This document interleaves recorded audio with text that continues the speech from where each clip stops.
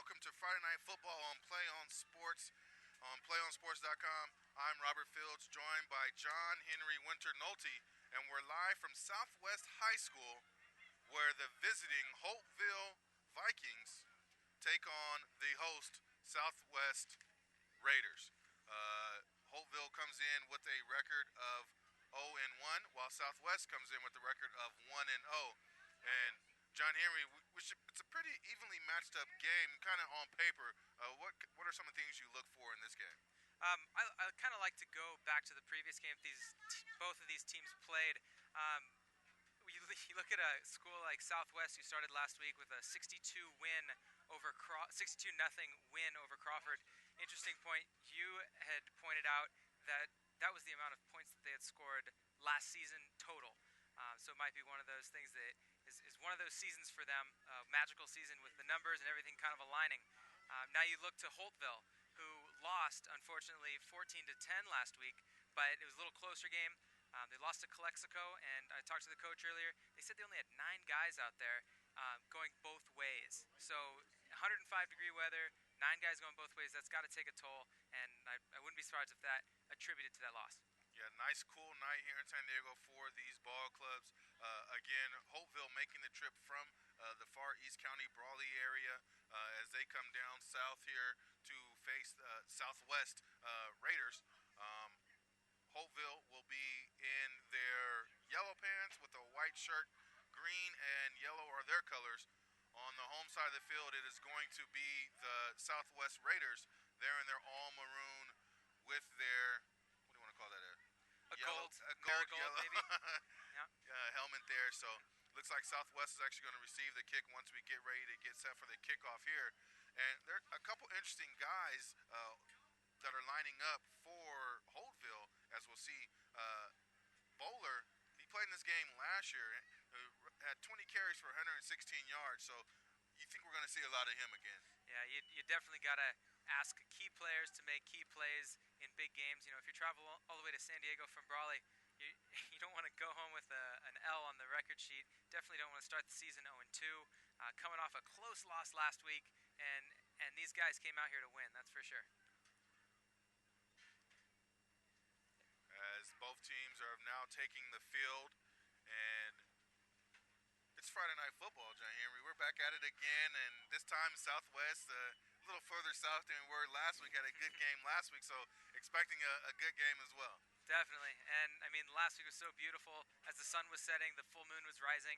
Tonight we got a couple degrees cooler, a little more easy for the guys to be running around out there, get their oxygen in their lungs, and I think we're going to see some big plays tonight. A lot of sweat, a little bit of blood maybe, and we're just ready for some football. Well, hope not too much blood. We don't want to wish any ill on any of these young players. Looks like Holtville is going to be set to receive for them. Alfredo Mendoza is one of the guys back there to receive. Southwest kicking off, and that's going to be Dominic Young, and taking it for Holtville. Up the middle he goes, still on his feet. Looks like that was 13.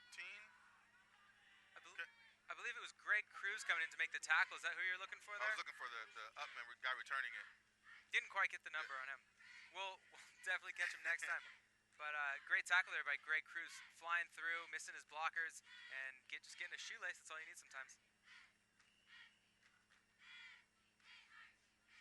Holtville, led by running back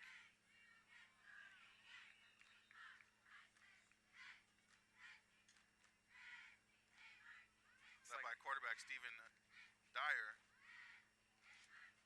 Looks like our early encroachment there on the defense. Maybe getting a little bit of the jitters out there for the home team. We had a roster shuffle right before we came on air, so we're trying to get our numbers together. Apologies for that. Stephen Dyer is a quarterback for Holtville, and in the backfield for him is going to be Clayton Bowler.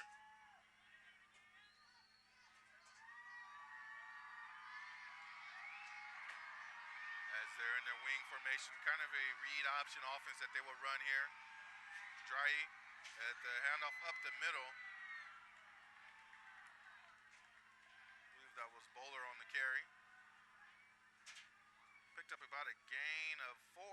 They may give him a first down. It will be a first down as they move the chains. And the first couple formations here for Holtville coming out with everybody in the box. That's kind of what they call it. You know, if you have all your guys, you don't really have any wide receivers.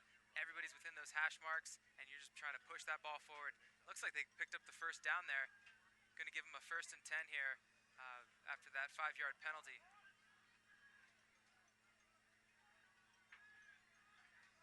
So again, Dry, the quarterback for Holtville. Going to be a handoff to the. He's going to keep it himself. Picks up nice yardage on the play. Spins forward. Falls for a first down near midfield. So Dry is going to pick up another first down for the Vikings in 2 quick runs. You can't ask for a better start than that for the Vikings. Yeah, you're establishing the run. You're making guys commit to that middle and then that opens up the outside there where you can run to the outside, maybe bring a tight end around or something like that. Really effective way to start this game. I mean, if you're trying to throw first down every time, then the defense is going to pick up on that. You're not going to be able to get those 1-2 yards when you need it. But here, so far, Holtville able to pick up nice gains early in the downs and pick up some big first downs. Looks like we got a little delay here. I think they're working on the clock. We saw a little bit of this last week. Just so everybody's on the same page, get the clock right, keep it running, stop it when it's supposed to stop. And with that first down there, I think they wanted to put a few more seconds on the clock. Yep, the clock is now set at 11 minutes and just clicked off. 11 minutes and 30 seconds to go here in the first quarter of play. Again, Holtville still controlling the ball. They're going right to left. Dry under center. It's going to have the handoff and it's going to be given to number 21, Alfred Mendoza. Alfredo Mendoza with the big run there. Picks up about a gain of 6. It's going to bring up about 2nd and 3, 2nd and 4 for Holtville. Looks like there's a timeout on the field. Timeout's going to be taken by the Southwest High School Raiders. Do you want to watch more of your school's great matchups like the game you're enjoying here tonight? Tell your school to sign up for the PlayOn Sports School Broadcast Program.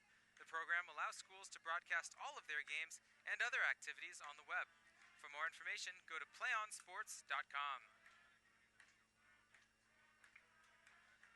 PlayOn Sports is on Facebook and Twitter, giving you news and information and links to great highlights. Follow us at PlayOn Sports on both Facebook and Twitter. You can also access thousands of live and on-demand games at youtube.com/PlayOnNetwork.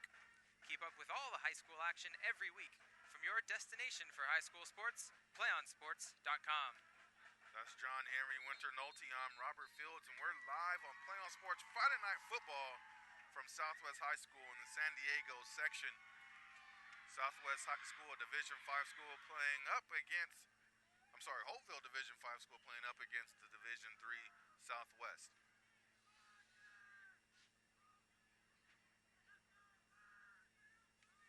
Stephen Dry back under center for Holtville. Quick snap. He's going to keep it himself. Looking to bounce out to the right-hand side. Makes a man miss.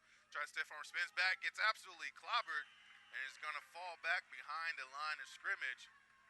Good pursuit there by the Raiders. And Dry just trying to do a little too much there. Spinning back into the middle where everyone was coming from. All that pressure was coming from the inside. And that's why he kind of got clocked there. I did want to point out, I saw in the previous play, Dry had handed the ball off and then ran behind his runner to make a couple blocks for him. It's one of those things that you're not going to see at the pro level. If you do, it's very, very rare. College level, I wouldn't bet on it, but here in high school, anything goes. You need 11 guys to the ball every time, and you need all the help you can get. Stephen Dry under center again with Mendoza and Bowler behind him. Read option, offense that they will be running here heavily. Dry's going to keep it pushed forward, and he's going to pick up a first down there. So move the chains once again for the Vikings. And And the Vikings, the coach, confident that their guys can pick up 1 or 2 yards when necessary. Keith Smith Jr., the head coach, calling the plays out there, and he knows that his guys can get 1 or 2 yards when they need it. Fourth and 1 at just getting into the opponent's territory.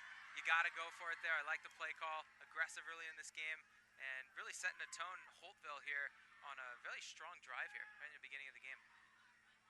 So Holtville 1st and 10 with 9 minutes and 45 seconds to go in the first quarter of play. Ball on the 38-yard line. And it's going to be an offsides as one of the Raiders a little too eager to get back there and stop that run.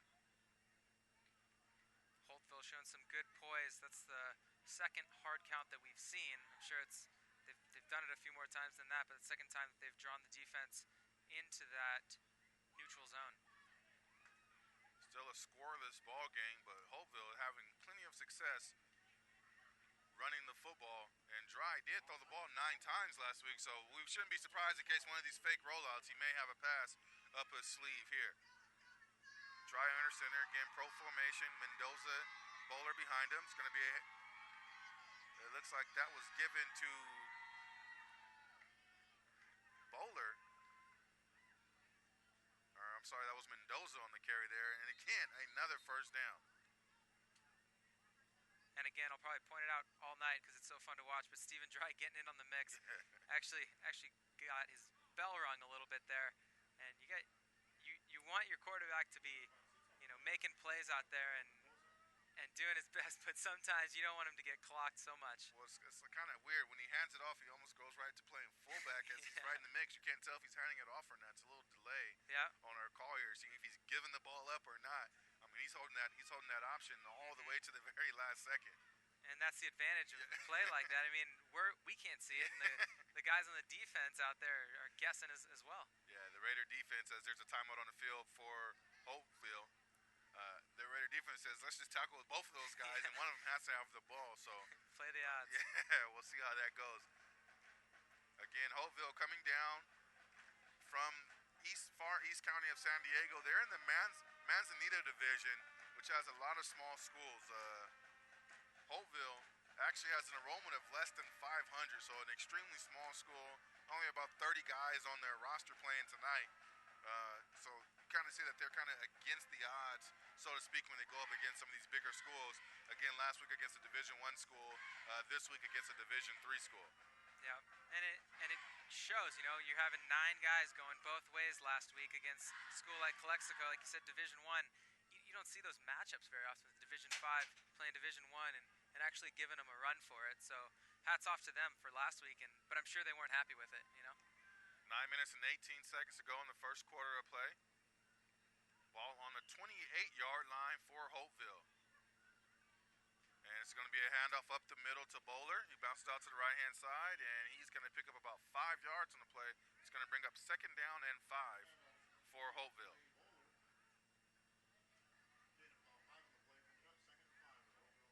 Did want to point out on this drive, because they've been taking so much of the clock, this crowd on the near side here, the Southwest crowd has been really loud, and they're filled the stands.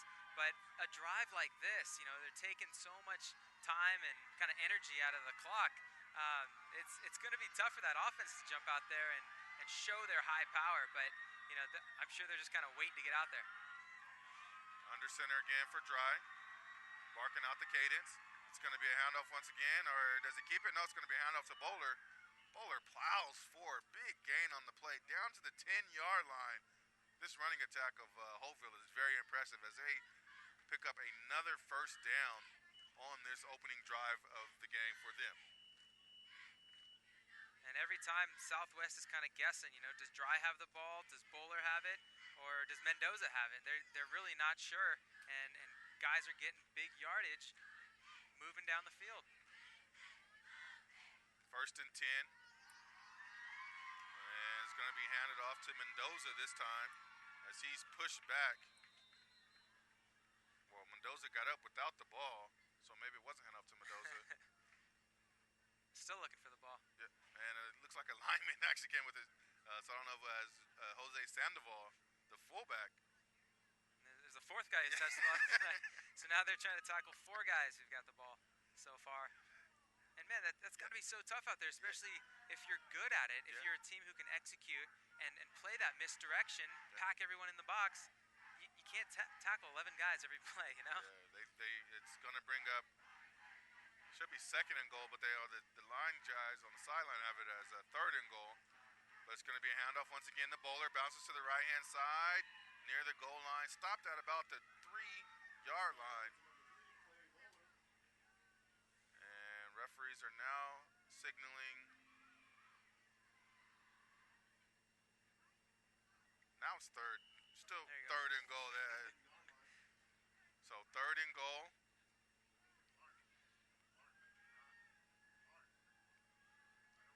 The Southwest defense has got to figure out a way to stop this run. Third and goal for the Vikings. Will Dry call his own number here? No, it's going to be a handoff up the middle of the bowler, spinning around like a bowling ball into the end zone.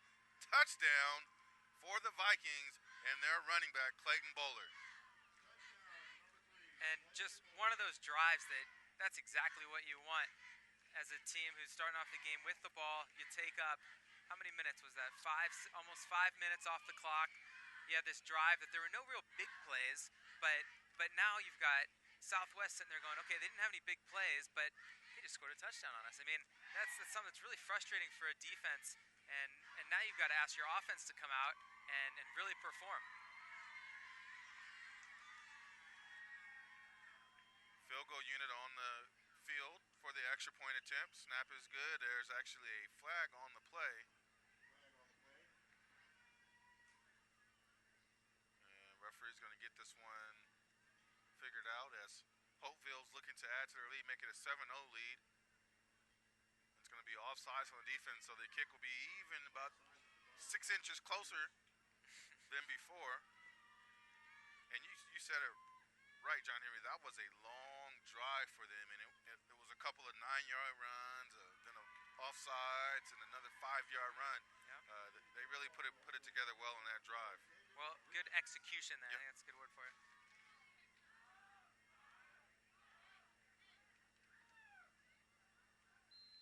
And the kick is up and good. So a score now for David Rodriguez as he makes an extra point. 7-0, Holtville on top. PlayOn Sports is not only your destination for Friday night football action, but it's also the place for the most comprehensive coverage of high school playoff and championship events in all sports from all across the country. PlayOnSports.com. High school sports lives here. Do you want to watch more of your high school's great matchups, like the game you're enjoying here tonight? Tell your school to sign up for the PlayOn Sports School Broadcast Program. The program allows schools to broadcast all of their games and other activities on the web. For more information, go to PlayOnSports.com. Holtville takes it the length of the field. It started at about the 30-yard line, so a good 70-yard drive for them to get into the end zone, opening the game, first drive. So now we'll get to see how Southwest responds. And this team put up 62 points last week, so they can score a lot of points. And so we're interested to see how their offense works. And it was good balance last week. They had, 5 guys score touchdowns. So, I don't know if it's one necessary guy that you look for. But their quarterback, Dominic Villamore, we'll see how he starts the charge for this team. Interesting development here. It looks like Holtville is lining for an onside kick. And you never know. I mean, the team might just be doing this for show, make the guys think a little bit more, or they might just spread out and kick it away. Which they do. So and it's just to make the opposing team think a little bit. Yep. As the kick is up and it's going to be deep. It's going to be fielded by Southwest as the up man is going to have it. Has a couple blockers, gets knocked down hard. On that return was Maceo Harris. So And as you just mentioned, Robert, I mean, this is kind of the tone of the game right here. Holtville just kind of a draining march down the field, and your offense is sitting on the sideline, kind of waiting to get out there, waiting to get the wheels going. You can hear the crowd kind of getting back into it now, and this is when it's going to really set the tone for the game. Can they execute here on this drive, or are they going to let Holtville kind of stall him here. Villamor in a shotgun formation is at 5 wide receivers, 4 by 1. Villamor back to pass, looking to his right, now rolling out to his left. Throws over the middle, a little dribbler. And that pass going to be incomplete as he was under pressure. And Philip Gutierrez there putting the pressure on number 14 for Holtville. A lot of speed out there for both of these teams we've seen early. How about that? Come out 5 wide. I mean, you don't see much of that in high school football. Everybody kind of likes a running game. But coming out 5 wide, you can kind of see how they put up a lot of points. Yeah, I mean, we just saw Holtville march down the field without putting the ball in the air once, and now all of a sudden 5 wide. It's like, oh, you got to put a lot of pressure on your quarterback, but a lot of trust in him too. So that can put up 62 points on the board. So Villamore's in a shotgun formation, this time flanked by Maceo Harris. 2 by 2, he's going to roll out again, looking over the middle. Cox back throws, and the man crossing over the middle was Jesus Gallegos. He just missed him on the crossing pattern. It's going to bring up 3rd down and 10 for Southwest. And after sitting on the sidelines for 10, 12 minutes, watching your defense get marched back on, and you just got to run out there and throw 2 quick passes, and you could tell they were just a little off, both of those passes. So maybe just kind of settling in, finding his groove is the quarterback here for Southwest. Southwest down 0-7, 6 minutes and 40 seconds to go in the first quarter play. Villamor again, shotgun formation, flanked by Maceo Harris. 2 by 2, sends a man in motion is R.J. Rodriguez. Looking back to pass, throws over the middle, has a man deep, and it's going to be intercepted by Bowler, who's playing DB there, takes it away. So first turnover by Southwest, and Holtville is going to take back over on change of possession. And really unexpected play there from Southwest, going deep, going for all the marbles there on 3rd and 10. But great defense by Clay Bowler. Like you mentioned, playing both sides of the ball. Sure, he did that last week too. But just falling right on the hip of the receiver, seeing the ball in the air, turning his head around, and making a play on that ball. Great job, interception. And Holtville again got the ball. Let's see what they're going to do here. Try to march down the field once again. So Holtville this time taking over on about the 42-yard line. Dry. And it's going to be a handoff up the middle. Still on his feet, picking up 10 yards. Call it 9.5. Going to bring up 2nd and 1. On that carry was Alfredo Mendoza. And again, we're still trying to find those numbers. Who gets the ball on each carry, and so is that Southwest defense. They've got to find an answer to stop these 9, 8, 7, 6, 10-yard pickups, or else they're just going to keep marching backwards. Yeah, and that's how you kind of, and that delay handoff is 5 yards down the field before he actually hands it off. So it's really, I don't know if you just give it to Mendoza for 4 yards and Dry gets the other 5. But that was a great pickup there by the Vikings. Dry this time is going to be a handoff given to the upback.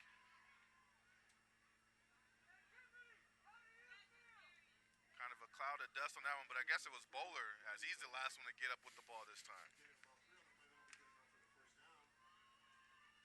So it's going to be 1st and 10 now for Holtville.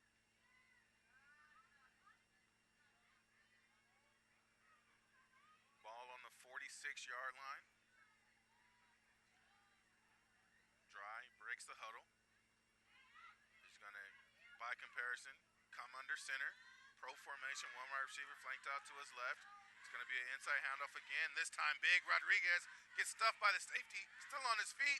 Picks up about 15 yards on the play. 1st down, Holtville. And Mendoza on the carry there. He showed some real speed there. Finally getting able to get out into the open just a little bit. And if that safety didn't step up and make a very nice tackle, he would have been off to the races. So 1st and 10 again for Holtville. Absolute great run by Mendoza. And we said it last week a lot. When your safety's making tackles, you're in for a world of trouble. Yep. Vikings with 5 minutes to go in the first quarter play. Pro formation again, running a lot of time off the clock. And referee's going to get another encroachment penalty. Now, when you're a team like Holtville, you're picking up 2, 3, 4 yards. That extra 5 yards that you're getting on the encroachments, it's like, now you're at 1st and 5, and all you need is 5 yards in 4 plays, which you know this team can do.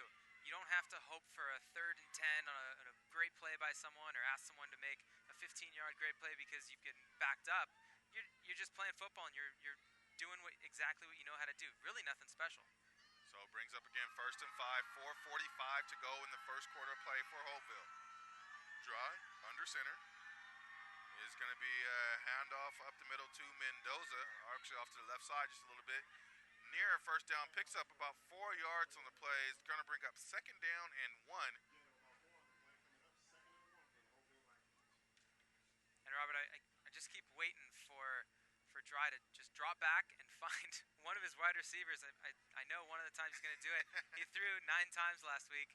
Maybe this is the one where it's 2nd and 2, and you've got Southwest on their toes or on their heels. Excuse me. They can't stop the run. Maybe just throw one right into the end zone right here. Well, Abram Favela is the lone wide receiver, flanked all the way to the right. Again, same formation, power formation, and it's going to be given off to Bowler as he's hit before he gets to the line of scrimmage. Great defense there by the Raiders. It looks like forward progress may give them the first down. We'll see where the referees spot this ball. And they spot it right at about the 20-yard line, so it's going to bring up 3rd down and 1. 3rd and 1. This is where Southwest needs to come up with a big play. So 3rd and very short. We'll call it 1. You got to believe Southwest is really going to load the box on this one. Yep. Got to bring their linebackers up. 11 hats to the ball. They've got to do it right here to stop this and force a 4th and short. Dry under center. He's probably going to keep it himself. Quarterback keeper, he does off the right-hand side. Picks up a first down. Leaps forward as he falls finally after a big gain. So it's going to be 1st and 10 for Holtville. As we're watching this second drive of Holtville, very impressive drive, got to start giving credit to the linemen who are up there. And every time they hand off the ball, it's like they're already getting a yard and a half. Yeah. It seems like they've got such a big push up front from those linemen. We're going to work on getting those numbers, give those guys some credit, but man, they are working hard out there to get just a few yards each time. Well, Coach Keith Smith of Holtville in his 4th year, he said this is actually the first, full group that he's had, since freshman. So they know the system, they know what they're trying to do. There's a pass, and it's not going to be completed for Holtville as a little play-action pass. Intended receiver David Lucero, as the ball just didn't get to him. But speaking of the 4th year for Coach Smith, he has these guys together, and he's returning all but one of his linemen. So you can see that experience as they're getting a great push up front. Definitely.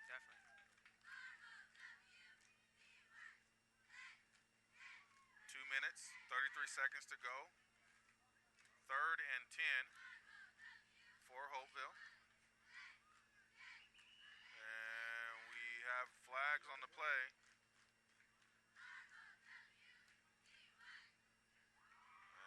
It's going to be another offsides penalty. Give them 5 yards. Going to bring up 3rd and 5 for Holtville. Actually, should be 2nd and 5. I think Southwest needs to get a new down marker. Yeah, that down marker. You get 2/3 down there. Yeah. 2/3 down.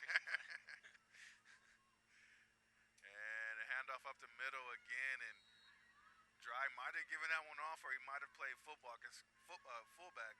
Very hard to tell.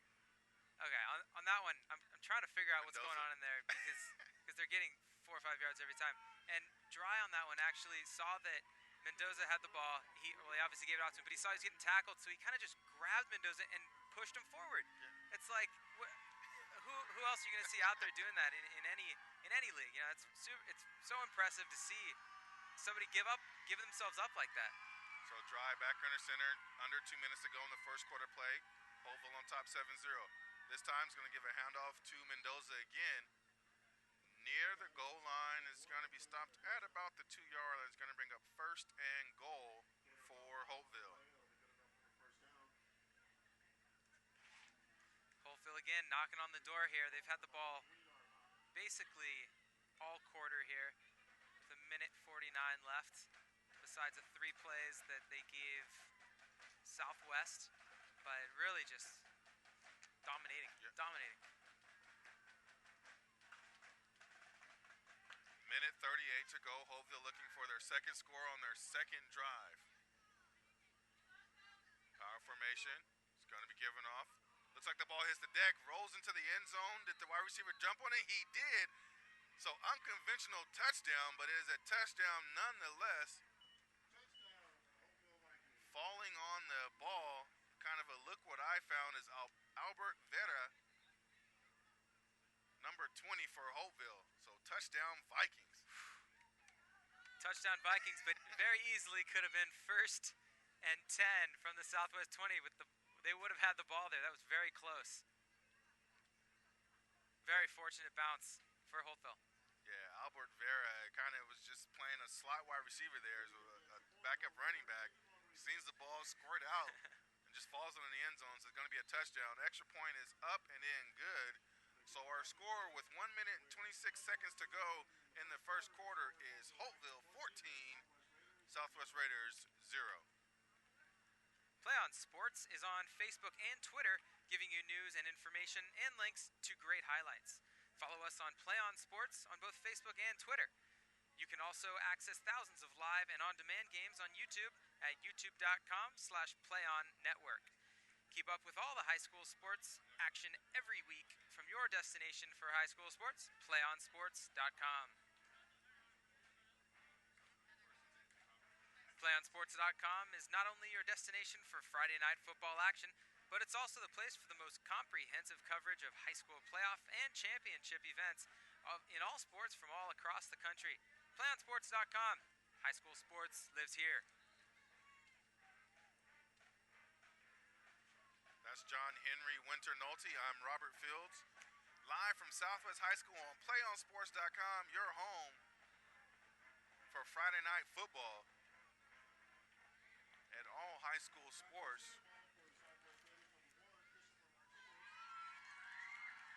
So again, Holtville comes out with that onside kick formation just to kind of keep the Raiders on their toes. And we'll see if they all spread out.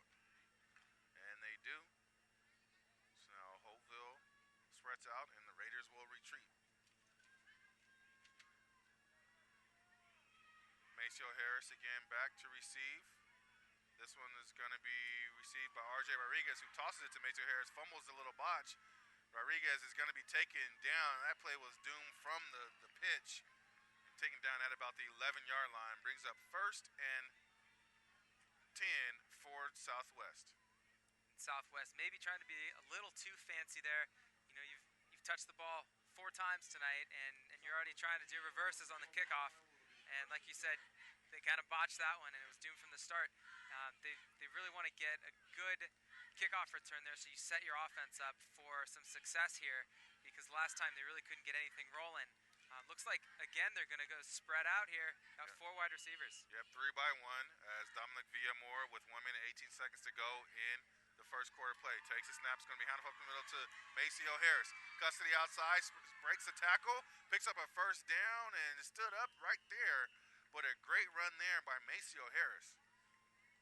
Maceo Harris, one of those playmakers that we might see tonight, running for over 100, over 200 yards. If they can continue with this kind of success, I mean, you've got to have plays that you can get 10, 11 yards from the start and get this Holtville defense on their heels and kind of break some of their confidence, because they're confident right now. It's a word for it.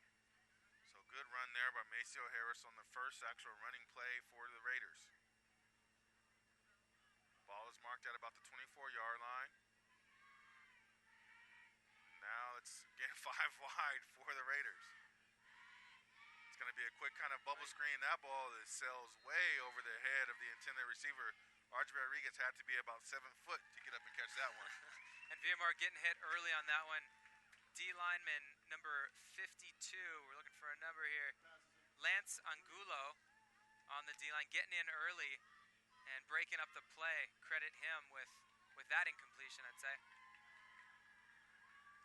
Well, even though they're spreading out all these guys, Holtville is really kind of just maybe putting some linebackers slight coverage.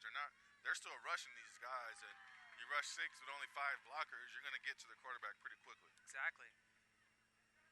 Southwest has got to be quicker releasing that ball, especially on a screen play like that. So it brings up 2nd and 10 for the Raiders. 33 seconds to go in the first quarter of play. Viamore in the shotgun formation. It's going to be a little quick handoff, and on the run there was Anthony Martinez. And Martinez picks up about 4 yards on the play there. I feel like Southwest has got to run more plays like that. I mean, you're getting 3-4 yards each time.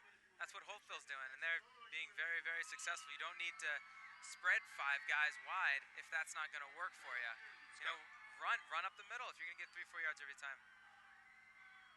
3rd and 6 for Southwest as a timeout is taken. Actually, it's going to be the end of the quarter.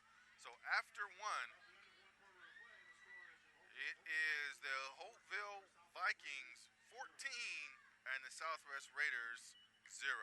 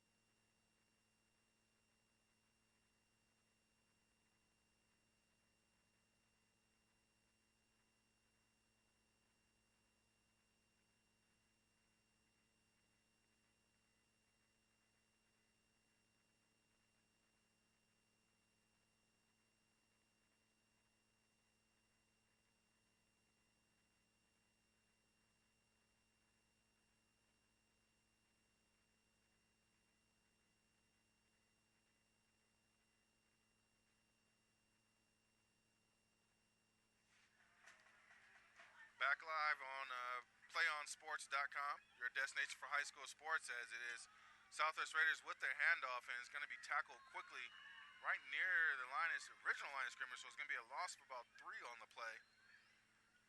It's going to bring up 4th and, call it 8.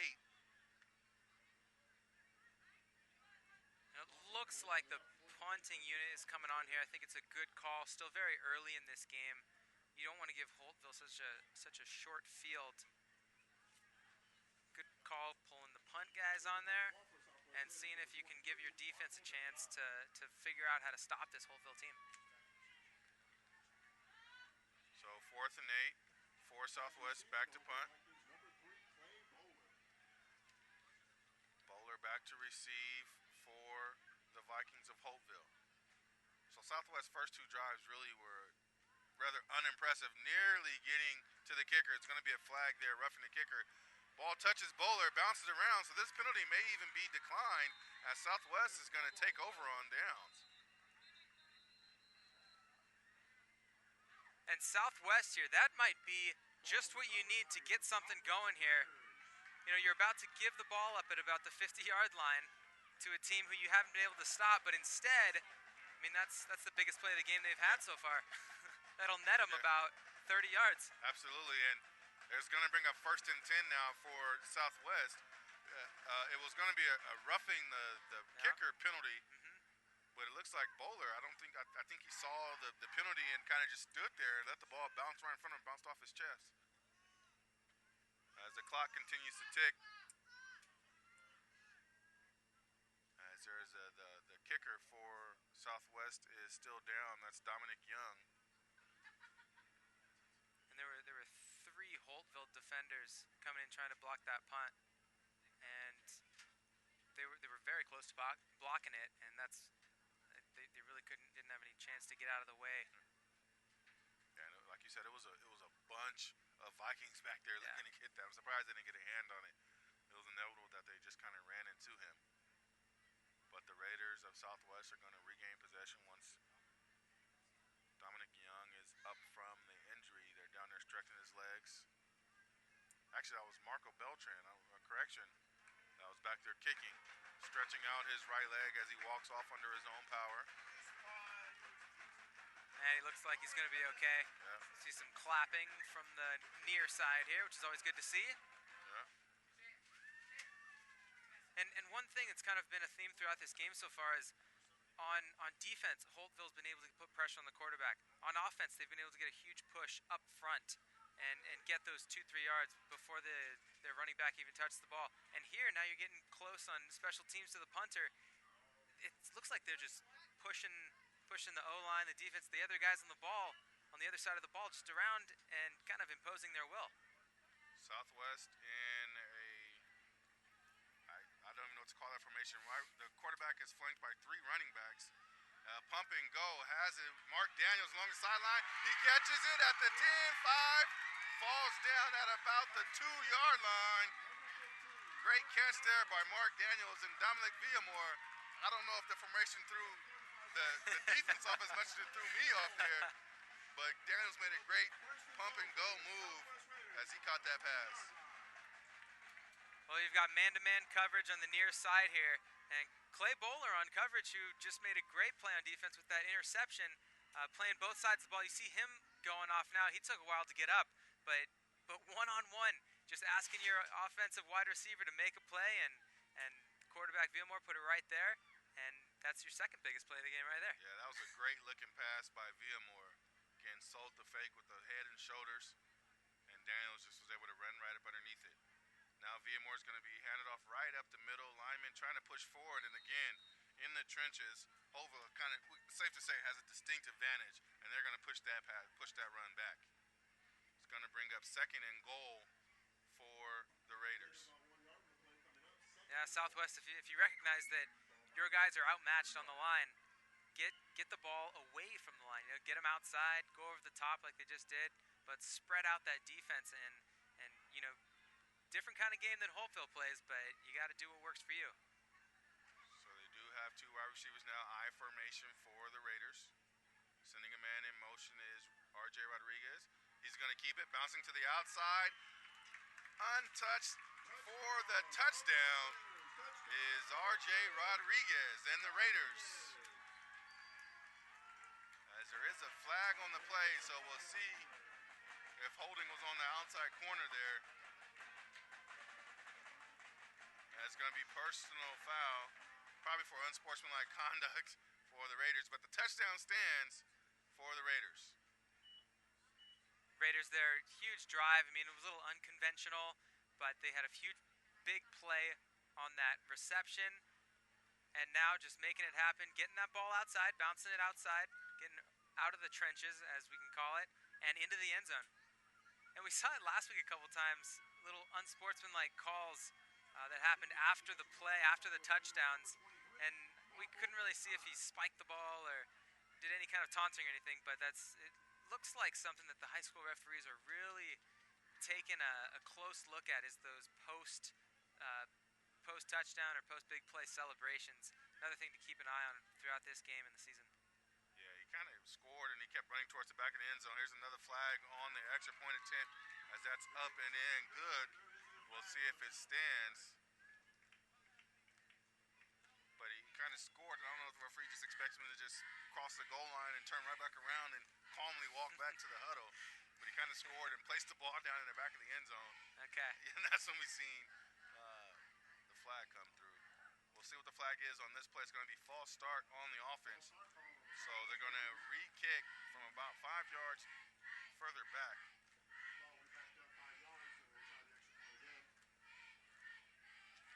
That was some passing play that netted them a huge gain.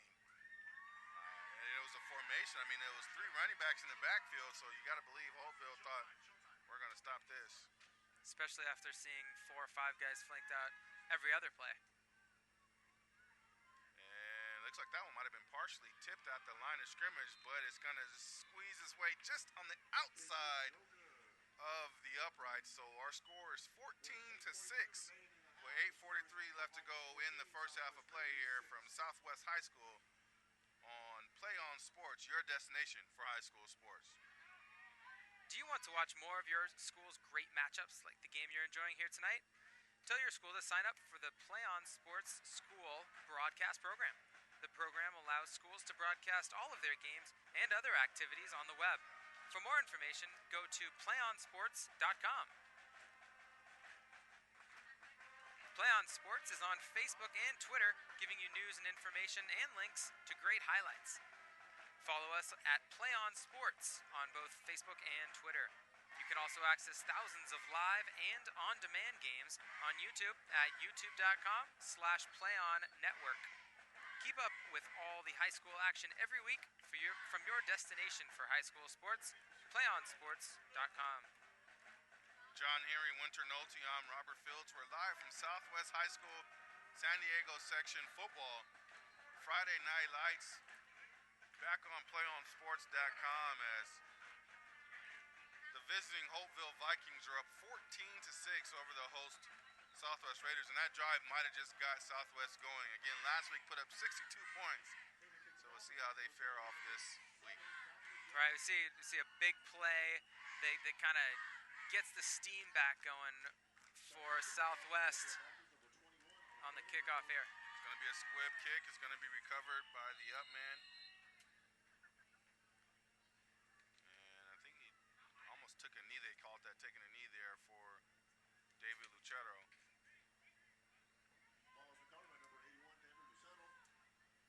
So ball's going to start at the 49-yard line, 1st and 10 for Holtville. And that unsportsmanlike penalty really coming into play here.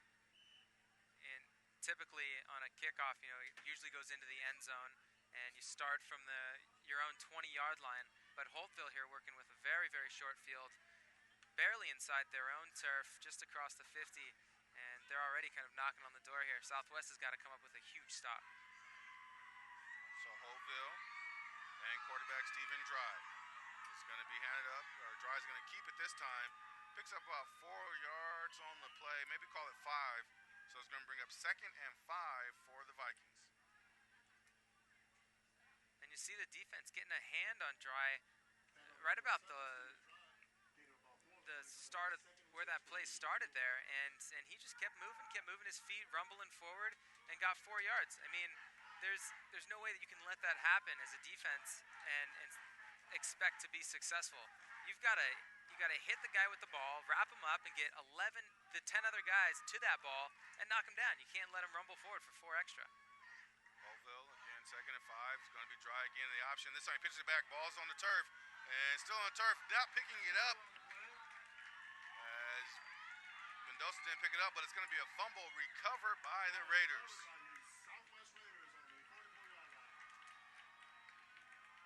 And the Raiders there with a huge play on defense. Hot pursuit, trying to figure out who caused that fumble, but that was a more typical option that we see from a lot of teams. I think it just slipped out of his hand. That's all it was. Well, and they pursued well on that one. They had everyone coming after the ball, and that's why they were able to recover it. And timeout on the field taken by Holtville. I believe their 2nd timeout of the first half. And really on that play, Mendoza, that ball hit the deck, instead of falling on it, he was going to try to pick it up and make something happen. Yep. And it was just disastrous from then on. Yeah, got to be a little smarter than that. Got to just jump on it, secure that ball, and make sure you have another chance to make a play instead of what happened. Now you're giving the ball back to Southwest, going, and they've already got a head of steam now coming off a touchdown and that turnover now, and they're rolling. Here we go.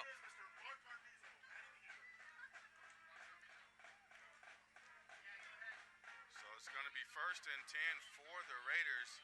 We see them come out with a big 40-yard pass their last time on the field, and they were able to run it in, a 3-yard touchdown run by R.J. Rodriguez. So they're going to take over on their 44-yard line.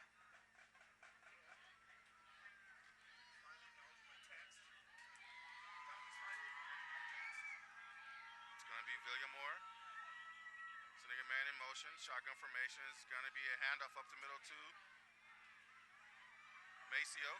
Maceo hits the corner and gets wrestled down after picking up nearly a 1st down. Maceo Harris picks up. They're going to call it a gain of 7. So it's going to be 2nd and 3 for Southwest.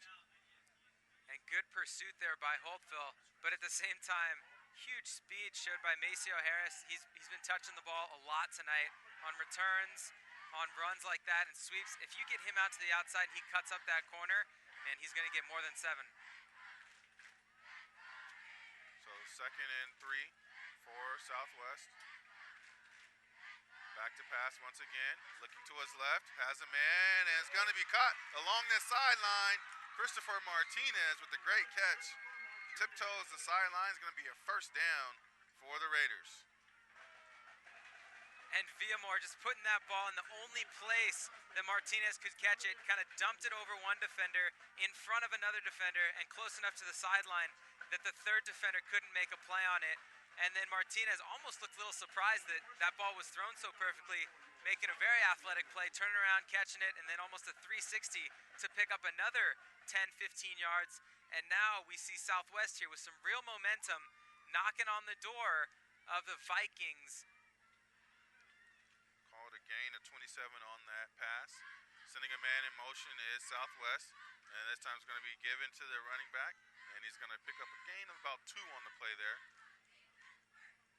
And running that ball for the Raiders was Abram Valdez. Called a gain of 3. It's going to be 2nd down and 7 for Southwest.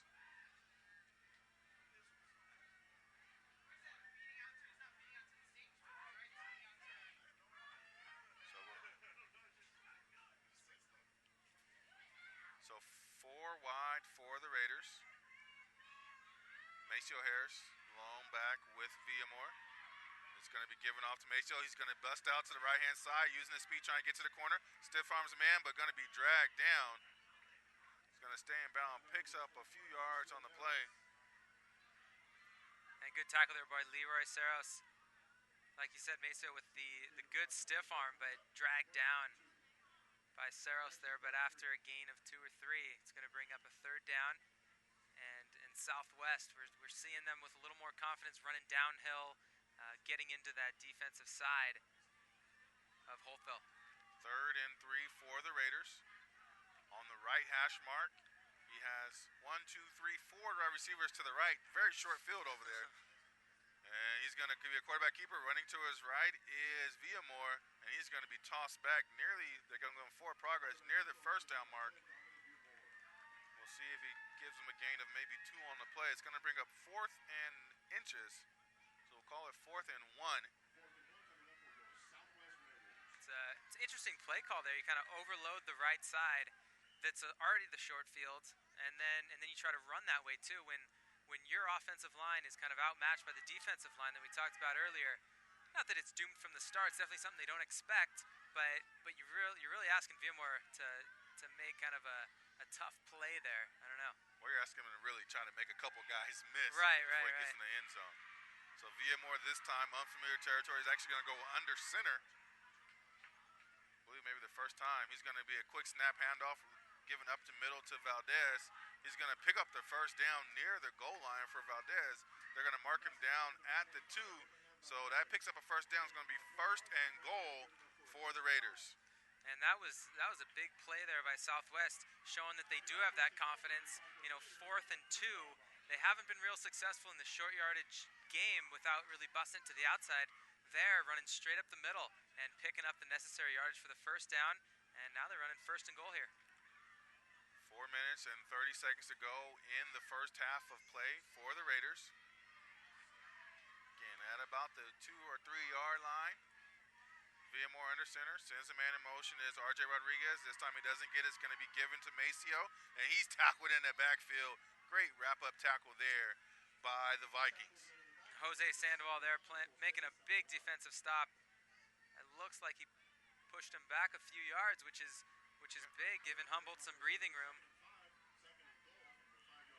So it brings up 2nd down and goal for the Raiders.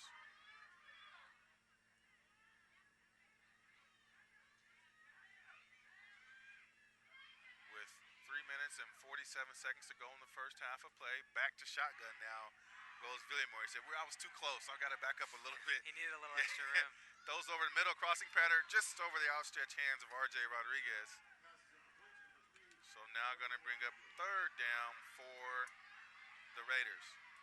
And the Raiders, I don't know if this is was really a must-score situation for them. I don't know how they're looking at it, but you want to score definitely before half to really almost tie this game up, at least opportunity to tie this game up with a two-point conversion.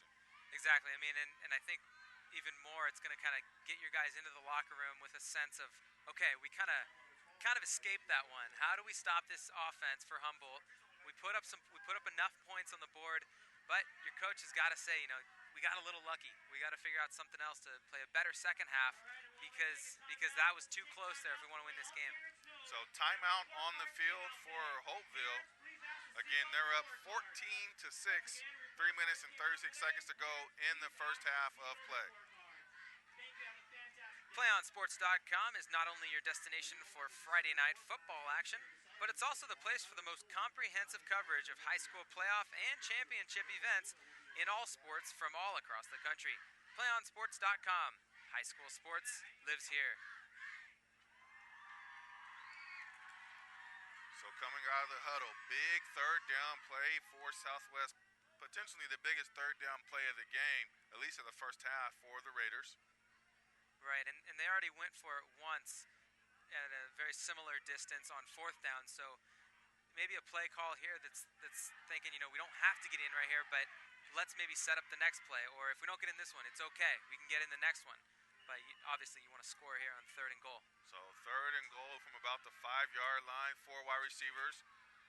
For Villamore, he's rolled off to his right, has a man in the back of the end zone, up, comes down, referee's looking at the feet, signal touchdown. Touchdown Raiders, back of the end zone, Christopher Martinez.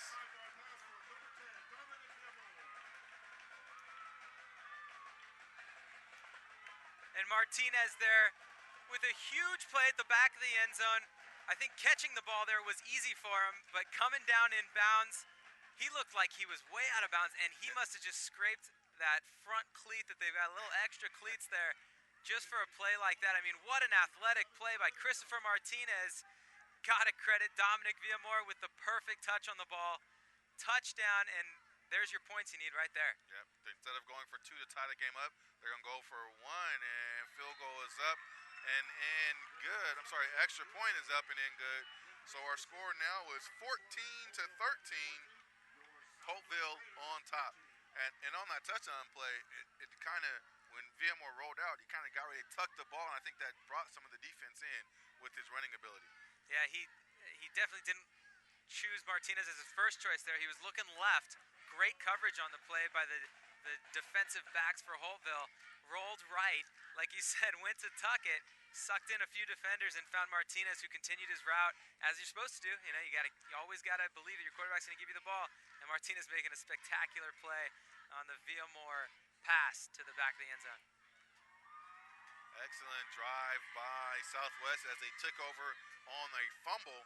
Quickly marched down the field thanks to a 27-yard pass by Villamore, and then caps it off with a 5-yard touchdown to Christopher Martinez in the back of the end zone to bring Southwest to within 14-13 with 3 minutes and 26 seconds to go here on PlayOnSports.com. So Southwest set to kick off.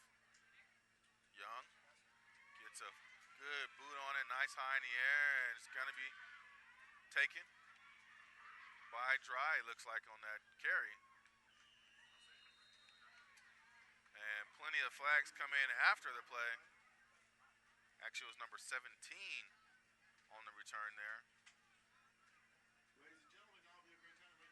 I wouldn't be surprised if Dry was there, though. Yeah. Yeah.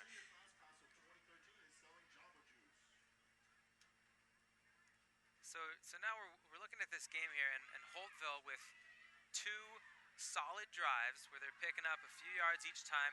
No huge plays, but just asking your guys to make those small, don't make mistakes. Just make the small things that we're asking you to do your job. And then they've had 2 mistakes, it seems like, in this game, and it's allowed Southwest to come down and score 2 touchdowns. Southwest has really been able to capitalize on both of those mistakes for Holtville. Holtville takes over on the 46-yard line. Dry under center. it's going to be pitched around the horn to Mendoza, and he's going to be tackled in the backfield, maybe a gain of 1 on the play there.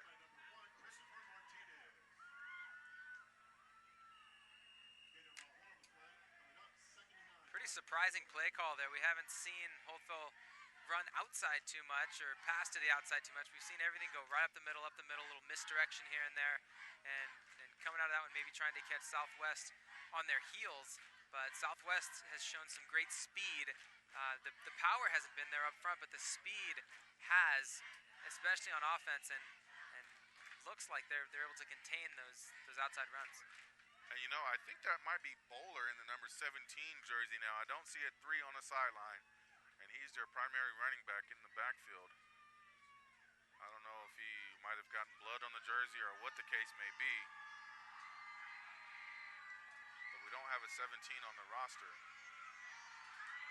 That's got to be him out there. Yeah. So we'll call it Bowler for now. We'll get it checked at halftime, which is in 2 minutes and 34 seconds. Dry under center again. It's going to be he's going to keep it himself. Option to the right inside. Down the sideline he goes. Stays in bounds. Or no, he doesn't stay in bounds. As referee whistles him out at about the 40. Dreyer continued on for about 20 more yards. Good job by the referee. Right in position, able to see as soon as he stepped outside that inbounds line. Again, the misdirection. I mean, you called it as, somebody else, he'd hand the ball off, but surprisingly enough, Dry with the quarterback keeper running to the outside for the first down. Yeah. So Dry now under center. We believe it's Bowler wearing number 17 now, and Alfredo Mendoza in the backfield. And it's going to be keeping it is Dry. And I don't know if that ball squirted out, but Dry picked up a big gain on first down and all the way down to near the 20-yard line. The ball just kind of squirted out. I think what it was the quarterback keeper with the option to pitch to Bowler, but he was going outside, and then Bowler realized he had some yards in front of him, so he cut across and went to throw a huge block for Dry. Dry was looking to pitch it to him and kind of lost the handle. Lucky bounce for the Vikings. Went out of bounds, and they're able to retain possession. Another first down on these outside option runs for Holtville. So again, Holtville picking up first down, 1st and 10, 2 minutes and 7 seconds to go in the first half of play. Dry under center is going to be given up the middle to Bowler as he gets tackled. Gain of about 5 on the play there.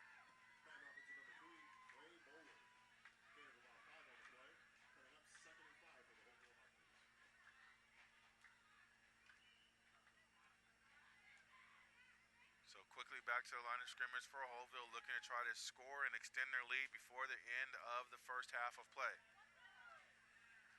They lead 14-13. Dry under center. It's going to be handoff to Mendoza. Mendoza pushing the pal, and then he gets pushed back. And Robert, that's one of the first times that we've seen a Holtville running back or quarterback or anyone actually get pushed back.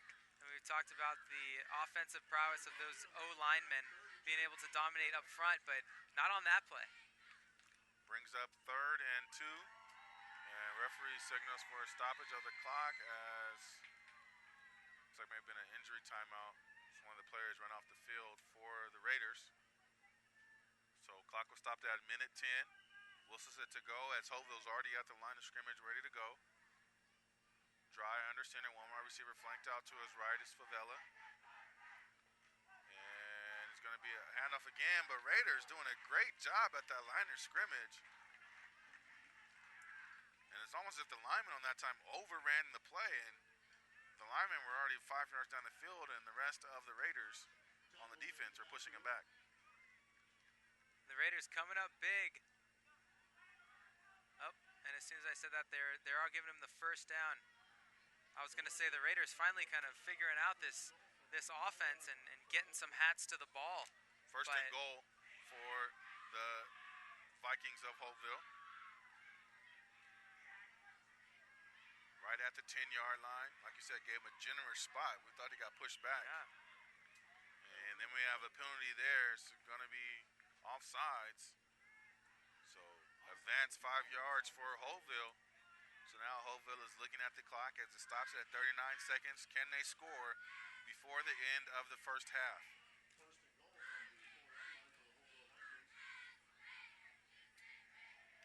39 seconds. Clock starts to tick for Holtville. Dry under center. Is going to keep it himself. Bouncing along the right-hand side. Falls forward for a touchdown. Holtville Vikings and Stephen Dry.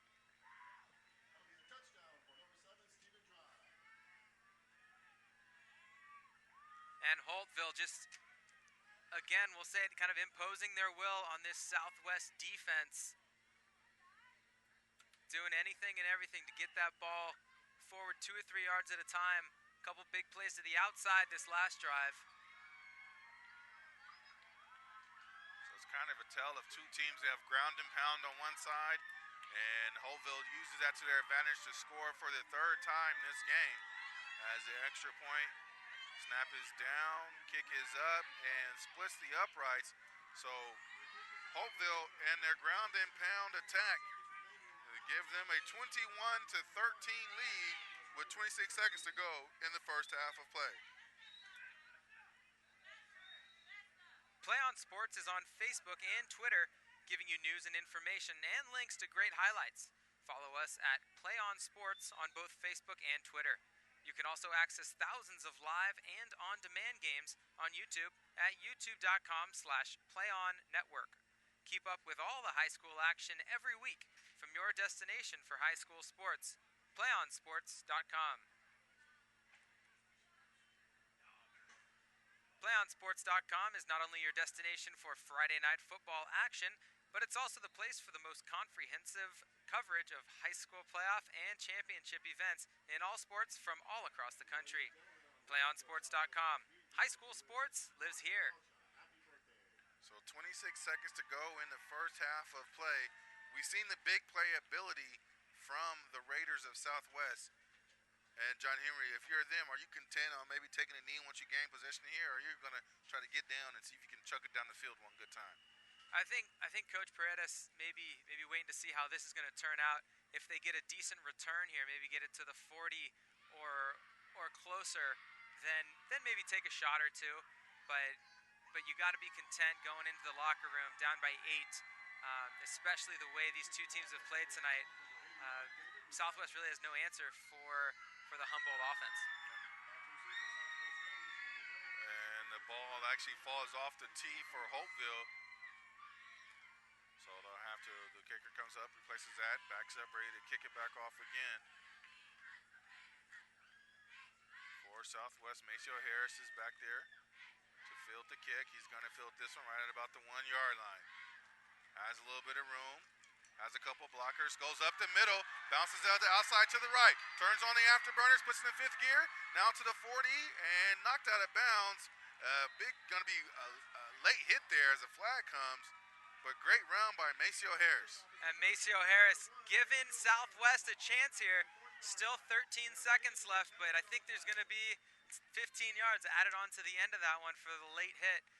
Kicker, I think it was David Lucero who made the kick, and then a little extracurricular, maybe remember this one for next time, on Maceo Harris. But a huge run back by Maceo, getting some good blocks and a lot of room to run and show his speed. Maceo got that one. He was kind of cruising in 3rd gear between a couple of blockers, and then he kind of cut to the outside. You can really see him pick up his speed there. Real smart run. Looks like it will be a personal foul. They haven't marked off the 15 yards yet, but I think everybody in the stadium knew that was a late hit. He was already on the ground, and there was an extra push just to make sure he stayed on the ground.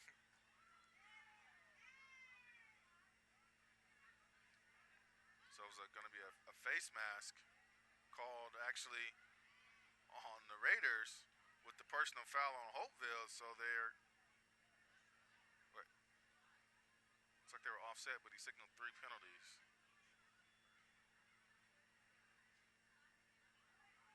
It looks like they're going to keep it where it was first marked with the 2 separate penalties, one on each team, offsetting. Oh, because he only signaled twice. I caught the tail end of the second one, thought it was a third 13 seconds to go in the first half of play, as the Oh, referees are going to run over and explain. No, it was 3 penalties. you were yeah. right. You did catch Yeah. 3. So now instead of it being an extra 15 for the Raiders, they're going to lose 15 yards. So it looked like he signaled 2 face masks against Southwest. And a personal foul against Holtville, but the one face mask stayed for Right. Southwest, so that takes them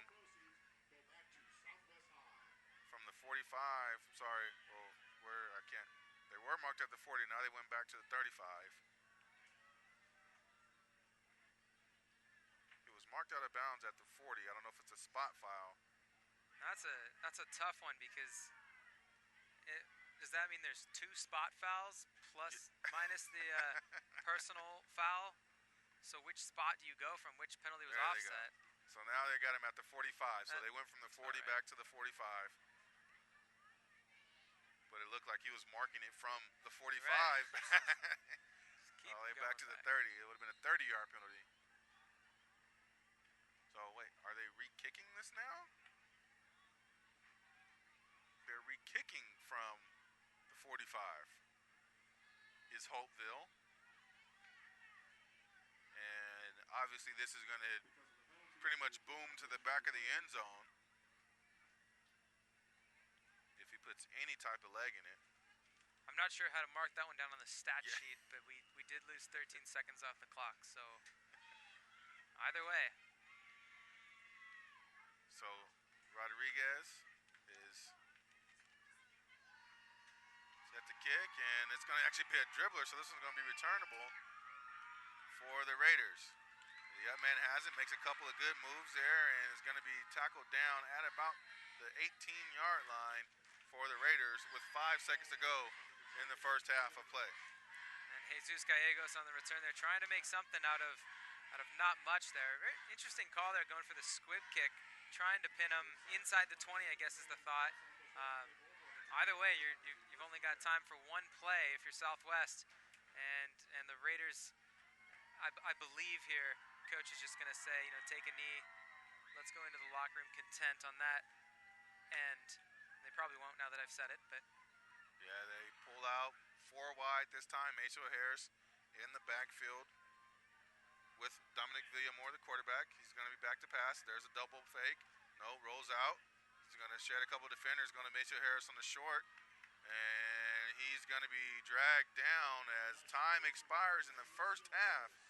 That's going to do it for the first half of play with Holtville 21 leading the host Southwest Raiders 13. We'll be back in a few moments with the PlayOnSports.com halftime show. Don't go anywhere. It's Friday Night Football on PlayOnSports.com, your destination for high school sports.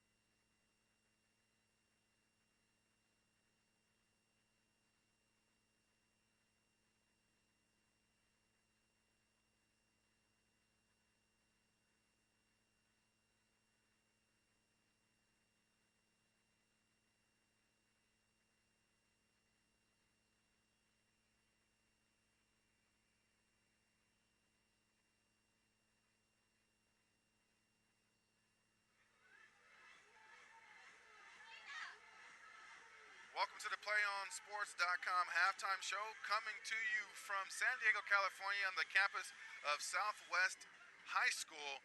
I'm Robert Fields, along with John Henry Winter Nolte.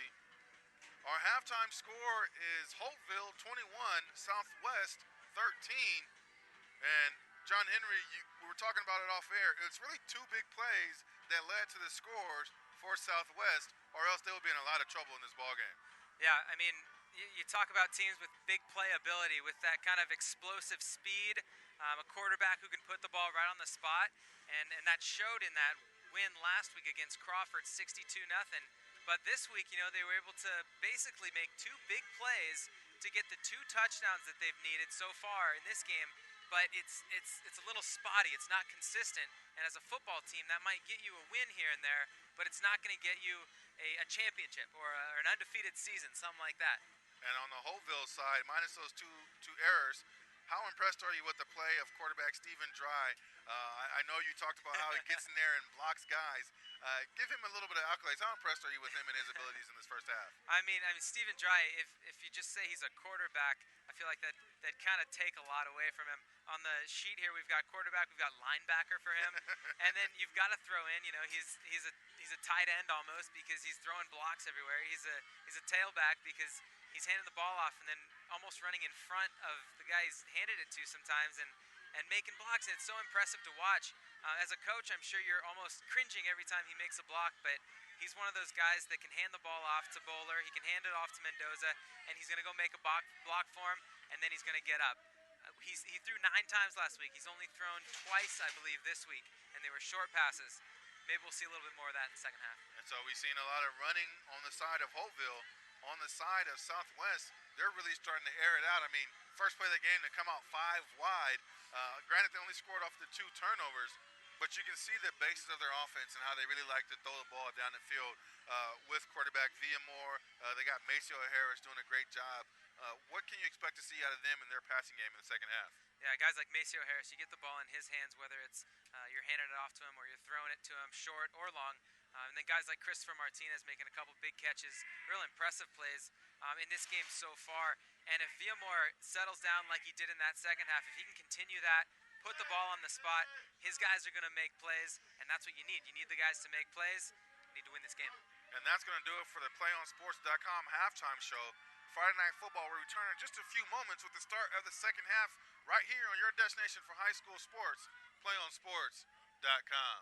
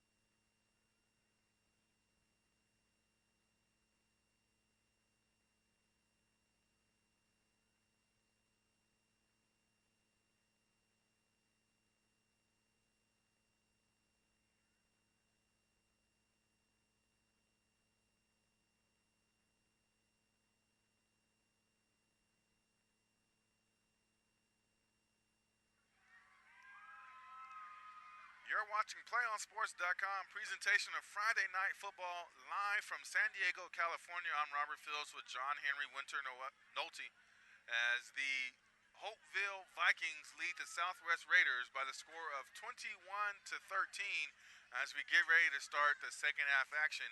And receiving will be Holtville. And on their first drive of the game, you can pretty much expect some of the same, John Henry, and that's a lot of the running game. Yeah, I think so. I mean, this is one of the teams. It's so fun to watch both these teams go against each other because Holtville, more of a ground and pound, misdirection, keep it in the box, run right at the defense, and then you've got Southwest who's airing the ball out, going for the big plays, running to the outside, asking their big name guys to make big plays, showing some speed, showing the arm, the accuracy. A lot of people say it's more exciting to watch. But as far as football goes and the tactics go, that ground and pound has kind of shown that it's always going to win. And this is I can't say tonight that that's going to win tonight because this is a good game. We're gonna real exciting second half here. Yeah, and really parts of that ground and pound. Actually, we have a correction. Actually, Holtville's going to be kicking. Southwest will be receiving. But part of that ground and pound is really in the trenches. And Holtville having 10 of their 11 starters return. That's a huge thing for them to have that continuity on the offensive line. Right. So it will be the Raiders receiving. Maceo Harris is back there to receive as well as Christopher Martinez. And Southwest, Holtville doing their fake onside, now spread it back out. And second half underway with a little squib kick is going to be taken by the up man. Looks like that was Greg Cruz, and he's going to fall down near the 35-yard line. And Greg Cruz there doing a good job. Somebody who's not used to touching the ball a whole lot, playing defensive linebacker for Southwest here. Doing a good job of getting the ball, securing it. Coach, I'm sure, is happy if he just goes down with the ball. He picks up a couple extra yards. And they're going to start with some decent field position here. Southwest, that high-flying team, looking to make some big plays here. As there's a flag on the play here, they're going to mark him back. Looks like only 5 yards. I don't know exactly what the penalty was. Missed the call. Looks like maybe illegal blocking the back. Huh. So that's tough to do on a squib kick. So first and 10 for the Raiders from the 25-yard line, 11:52. As we get ready to start this second half of play. First possession of the second half for the Raiders, led by quarterback Dominic Villamore. 4 wide receivers set. Maceo Harris back with him. It's going to be a quick little bubble screen. No, pump fake. Rolls back out, has a middle receiver. Is going to be caught there by R.J. Rodriguez. Picks up a first down. Ball taken out to about the 44-yard line. David Lucero there, the kicker as well, making a good play on the tackle coming off a block. It's such a tough thing to do when you got a blocker on you and you got to tackle someone. It's almost like you got to tackle 2 guys there. Now the Raiders quickly to the line as they move the ball in the chains. Again, Villamore scrambles out of the pocket, throws down the right sideline, and that's going to fall just short of his intended receiver. And I like the quick snap, getting up to the line. Not letting Holtville get set in their position or see really what the formation is that the Raiders are going into and trying to maybe pick up some steam, get rolling a little bit. So it's now going to be second and 10 for the Raiders. That time, I think that was pretty much some of the most pressure that Villamore's been under in a little bit, as there's a timeout by the referees. And it's going to be the referee unit, which we haven't mentioned much. I guess they're kind of doing a good job. We'll get to them on the next dead ball. But Villamore breaks the huddle. It's going to be 3 wide to 3 by 1. 3 wide receivers to his right, 1 to his left. Maceo Harris in the backfield with him. He's going to take the handoff to Maceo Harris. Busts out to his left. Down the sideline. Runs over. Man stays on his feet to the 40. Gives a stiff arm out to about the 30. Powerful running by Maceo Harris. And as a defensive coach, you always tell your guys to wrap up. And big hit there, Maceo Harris putting on the defensive tackler and then running for an extra 15 yards, picking up a huge first down. Maceo Harris, I mean, those are one of the runs that kind of give you a little bit of chills there as he runs over a defender. Makes your defense kind of think twice, like, oh, I don't know if I want to tackle him next time. Harris a little shaken up on the play, coming over to get some water, take a breather here. So it's going to be Villamor. Again, in the shotgun formation, 2x2, 4 wide receivers. Sending a man in motion is Christopher Martinez. Martinez is going to get the handoff, sweeping all the way from left to right. Running out of real estate and gets tackled down for a loss of 2 on the play. So it's going to bring up 2nd and 12. And we have an injury on the field. I don't know if that... I think that was Martinez. Yeah, it looks like Martinez here. He hasn't got back up. So Martinez on the wide receiver sweep. Went from left to right and might have got rolled up on a little bit there on the carry.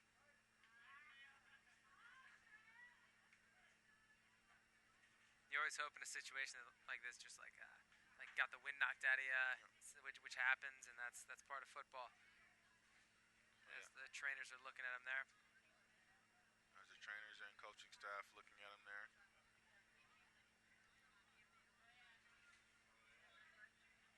And you mentioned the referee unit here tonight. And you said that we haven't mentioned them a lot. It's like, and that's a good thing. If you're mentioning the referees a lot, that means they're a big part of the game, and you really want to let these guys play out there. You don't want to talk about the referees too much, but you do want to give them credit for the good job that they're doing, keeping the boys safe. So it looks like that was Christopher Martinez. He's going to walk off pretty much under his own power. So you hope it was a situation where, again, it's just the wind knocked out of him. Yep. So with 10 minutes and 54 seconds to go in the third quarter, Southwest will continue their opening drive of the third quarter. As they picked up a couple of first downs on a big run by Maceo Harris. They trail 21-13.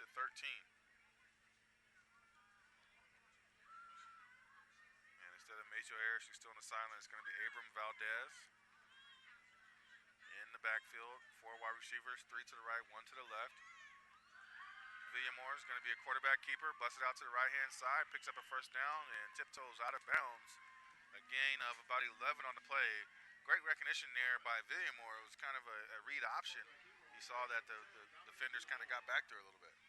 Definitely, and following his blocker right in front of him, and then getting outside and not asking himself to get 2 or 3 extra yards by trying to take someone on, but being smart, getting the first down, and getting out of bounds there.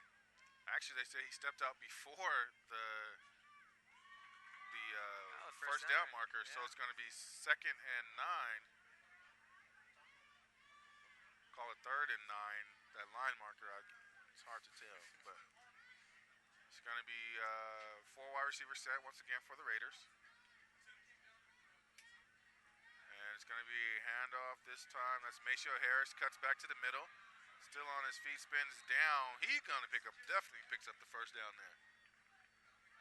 He doesn't like to wonder if it's going to be a first down. He likes to make sure, put it 5-6 yards past that first down marker. And he's coming out again, it looks like.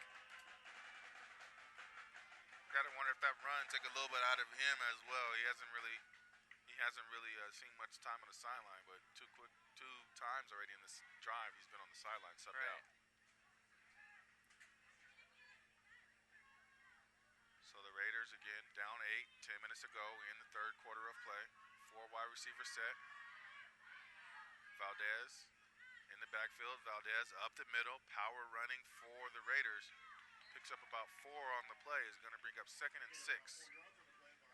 You like to see that as Coach Paredes calling that play call just right up the middle. You know, nothing fancy, nothing special, but a little more of the ground and pound game that we talked about. Holtville running, and you got to be successful to win games, and that was a good successful run there, even though it was just 3 or 4 yards for the Raiders.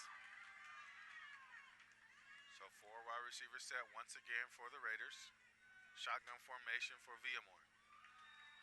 Villamor back to pass, looking to his right, now left, scrambles up the middle, flushed out of the pocket. Looks like he was ducking out of bounds, instead cuts back in for the touchdown. Dominic Villamor with with a 16-yard scamper for a touchdown.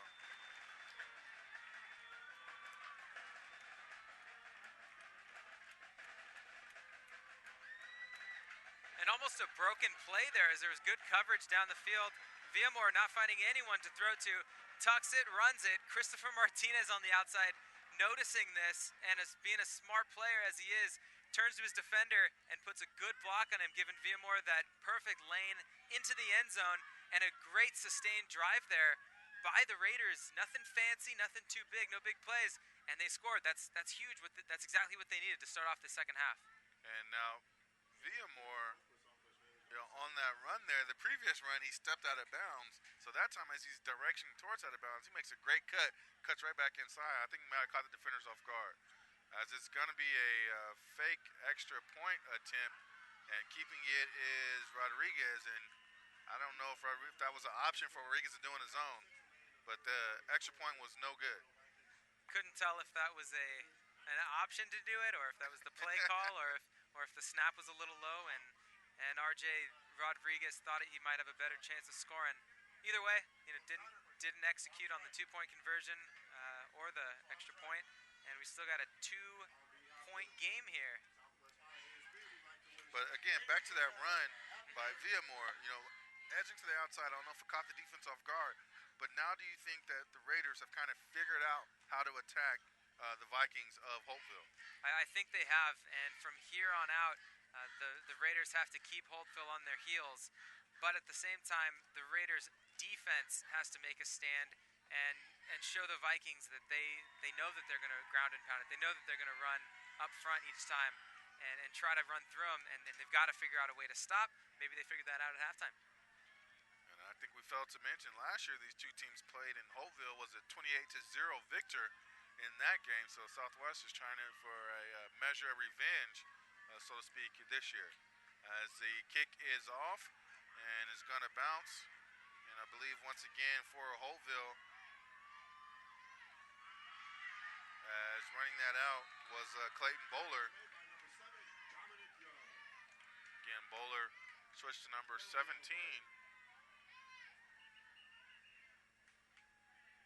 As referees again, there's a flag on the play.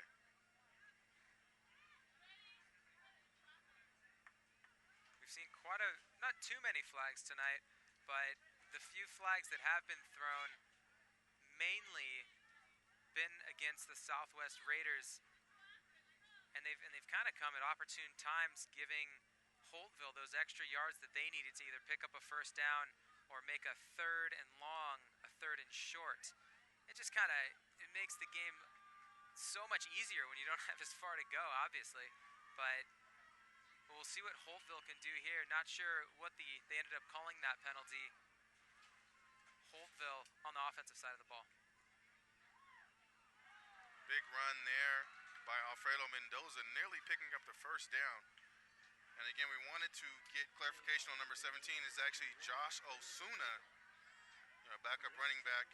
Clay Bowler was injured earlier and was sent to the hospital. We completely missed that one, so wish recovery and that everything is okay with Clay as we talk to the coaches. And really, Osuna doing a great job filling in those big shoes that Bowler was filling. He was getting a lot of touches, making a lot of plays, and of course he's being missed out there, but got to credit Josh Osuna, really filling some big shoes. And a pass here is going to be caught on the catch for is David Lucero. So picks up about 5 yards on the play. It's going to be 2nd and 5 for Holtville. And interesting about the injury to Clay Bowler, it wasn't anything that we saw. It wasn't a big injury with a stoppage in play. So you have to wonder, maybe one of the hits, he had concussion-like syndromes or something like that. Hate to guess on exactly what happened. We'll get more clarification later on in the game. As a big handoff up the middle to Mendoza, he is going to be very close to the first down marker. And Holtville kind of sticking to their guns here, running straight up the middle, spreading it out just a little bit. We saw the last play to Lucero. Not a huge throw, not a fancy throw, just looked like a tight end out there to pick up 5 or 6 yards. So will be a first down for Holtville. Again, they are leading 21-19. 7 minutes, 30 seconds to go in the third quarter of play. Dry gives a handoff and quickly bottled up in the backfield. And the Raiders there again pushing the offensive guys back, and that's huge what they want to see. They haven't been able to do it a whole lot tonight, but that's one of their keys to stopping this offense is to get them on their heels. Don't let them get that downhill momentum towards their end zone. Push them backwards, push them back there, and get in the backfield. So 2nd and 10 for Holtville. Sending a man all the way on one side. I don't know if he ever came to a stop. So it's going to be a penalty with illegal motion for Holtville as this play goes for naught. Southwest is actually calling for a fumble. Their ball, and it is. It's a turnover. Totally missed that one on the far side of the field, blocked by all the players. But Southwest Raiders forcing the fumble, even though it was illegal motion. And they would have been happy either way. But yeah, it was actually going to be a dead play pretty much. As they called it a false start, the wide receiver never got set as he was in motion, running towards the line. So turnover on the fumble. So 1st and 10 now for the Raiders of Southwest.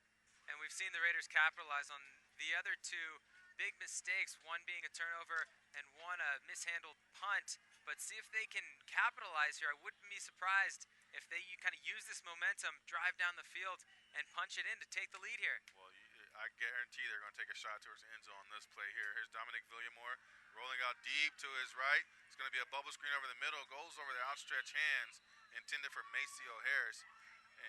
And I thought that was going to be a deep pass because usually in situations like that, you say, we got the momentum. Let's just chuck it deep and see if we can't capitalize. But it's going to bring up 2nd and 10 now on the incomplete pass. And I think that screen, a few of the offensive linemen snuck a little too far down the field. It'd be an illegal man downfield. Back it up. I think just 5 yards. There's another flag on the play there. John Henry says.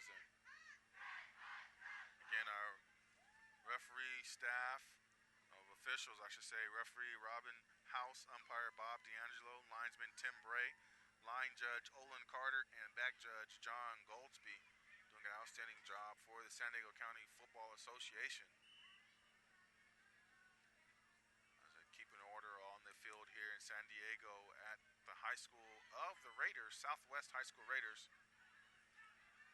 Who knows, they might be recruited up to do some college or NFL games here if they keep doing this well.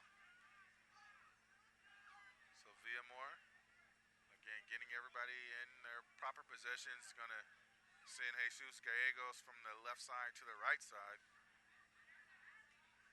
And we have a false start on the offensive line. And you really don't see, usually when you see a false start on the offensive line, he's kind of backing up and he's really in his blocking stance. That time he just kind of stood up. I think he started standing up, and as soon as he did, he kind of realized it and just kind of stood up. He didn't try to hide it, that's for sure. Usually you see him getting up ready to block it or pull or something. He just stood right on up. I guess that means he's not pulling. Yeah. So it's actually going to be 2nd and 10 now. Back to the original line of scrimmage. Sorry, 2nd and 15. 2nd and 15 for the Raiders. Rolling out to his left. Just gets around and man is Villamore. Better tuck that ball. Is on the right-hand side. Steps out of bounds. Picks up a nice chunk of change on that run there. Gets all the way back to about the 45-yard line. That was almost like a sneaky 10-yard pickup. And you mentioned it. He was kind of holding that ball in his right hand, his inside hand, just palming it. You at least got to tuck it, and ideally in that outside hand. Yeah, if one of those Viking defenders would have just swiped at it, that ball would have come right out.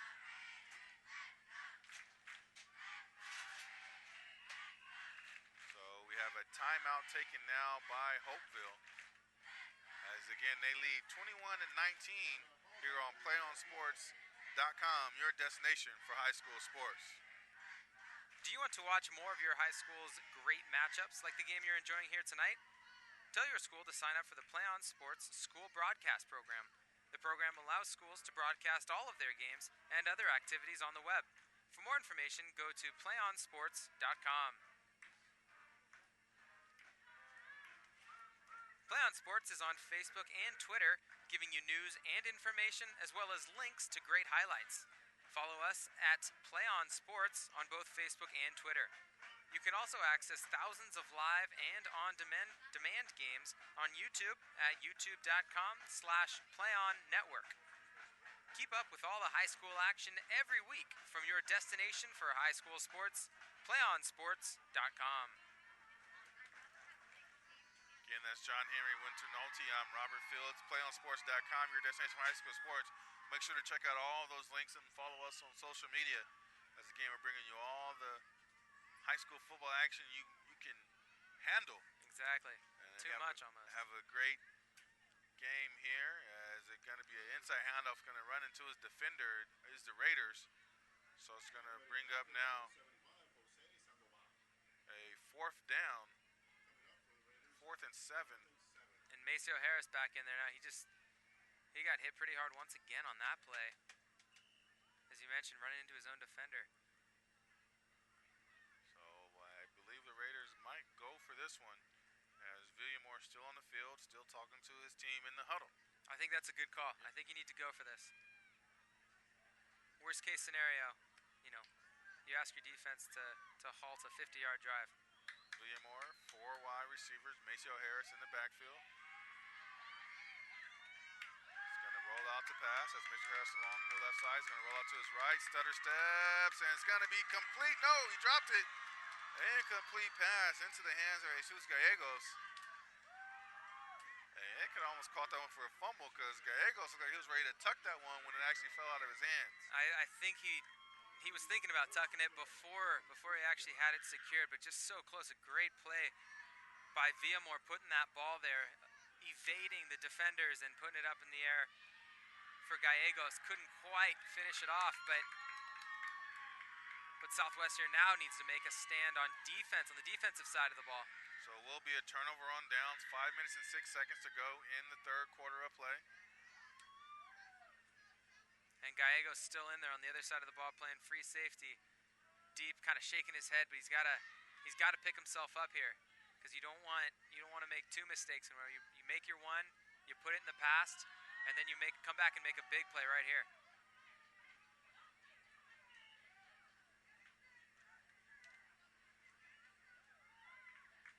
.19 is our score.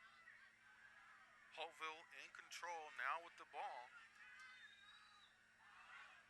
On the 46-yard line. It's going to be a quarterback keeper for Holtville, and it's going to be taken down is Stephen Dry.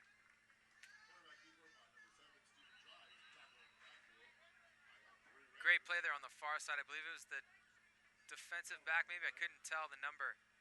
But a great play containing that outside run and then making the play too. I believe he's still down. We see a flag on the play as well. A late flag was thrown there, Robert, and we got an injury. Lots going on here. We'll try to pick it apart.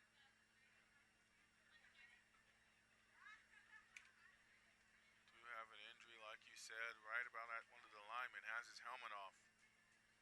He's in obvious pain. Might have caught a cramp as there are trainers out there kind of stretching his right leg. I hope it's just a cramp. In addition to that, Abraham Valdez kind of hobbled off. Again, maybe a cramp, maybe a little strain on something. I think it's a cramp as he's shown some pain, but there's no trainers coming over to him. I think it's just a cramp there. Hopefully. Keep your fingers crossed. So we're still waiting to hear on what's going to happen if that was it looks like it was a flag on an infraction on the Raiders, and they've marched off 15 yards, it looks like, Robert, for Holtville, and that's going to give them an automatic first down. As we see Omar Felix for the Raiders coming off, he's been one of the guys down in the trenches for Southwest all night, and he's coming off. It looks like a cramp. He's kind of walking with his right leg real stiff. We're hoping it's a cramp. He's coming off under his own power. And we'll keep an eye on him for you. Hopefully he gets back in there after getting some treatment. First down, though, for Holtville as they continue to move down the field. Holtville's going to be quarterback keeper by Dry.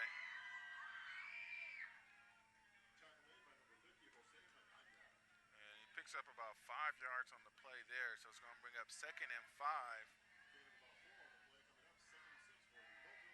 Called a gain of 4. It's going to be 2nd and 6.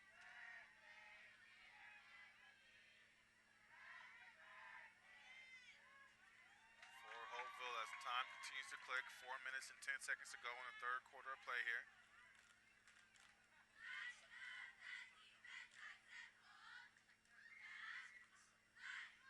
And it's going to be a kind of a counter handoff here, but the defense read that very well. Picks up a gain of 2. Did Mendoza. So now it's going to bring up 3rd and about 3 for Holtville. And with 3 yards to go here on 3rd down, Holtville's kind of bread and butter. They can get those 2 and 3 yarders, but they need just a little more than 3. Maybe look for a little counter here, a little extra misdirection than they usually go for to pick up that extra yard or 2. And it's going to be inside handoff. Busting out is Joshua Osuna. Picks up the first down and move the chains for the Vikings. And Osuna picking up a big run there on the simplest of plays, just a straight run, inside run. The offensive lineman making a hole just big enough for Osuna to squeeze through and pick up enough yardage for the first.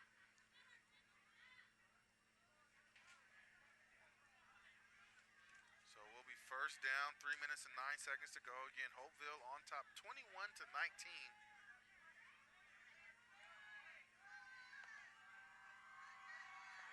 Going to be a inside handoff once again. Looks like that one was to Mendoza. He picks up about 2 yards on that play, maybe call it 3.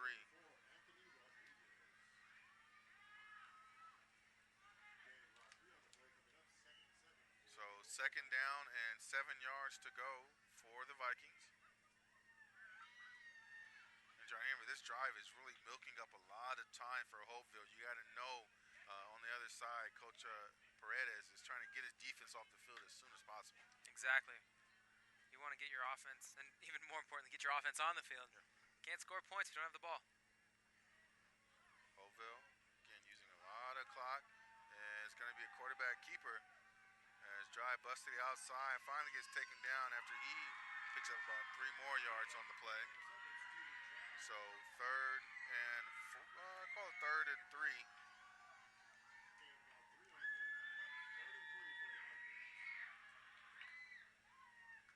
And a couple updates. Omar Felix, the O-line or the D lineman that came off for Southwest, he's still sitting on the bench over here, just kind of stretching out his calf. Looks like one of those cramps that doesn't feel good. That's for sure, and it's not easy to play on. Luckily, the temperature is kind of cool down here. It's not too hot, although we're up in the booth. We're not on the field with pads on. Right. Holtville, 3rd and about 3. Again, it's going to be handed off up the middle, churning his legs, picking up a first down is Alfredo Mendoza once again for Holtville, keeping their drive alive as the clock continues to tick down to about 1 minute and 17 seconds to go in the third quarter. Slow and steady, slow and steady.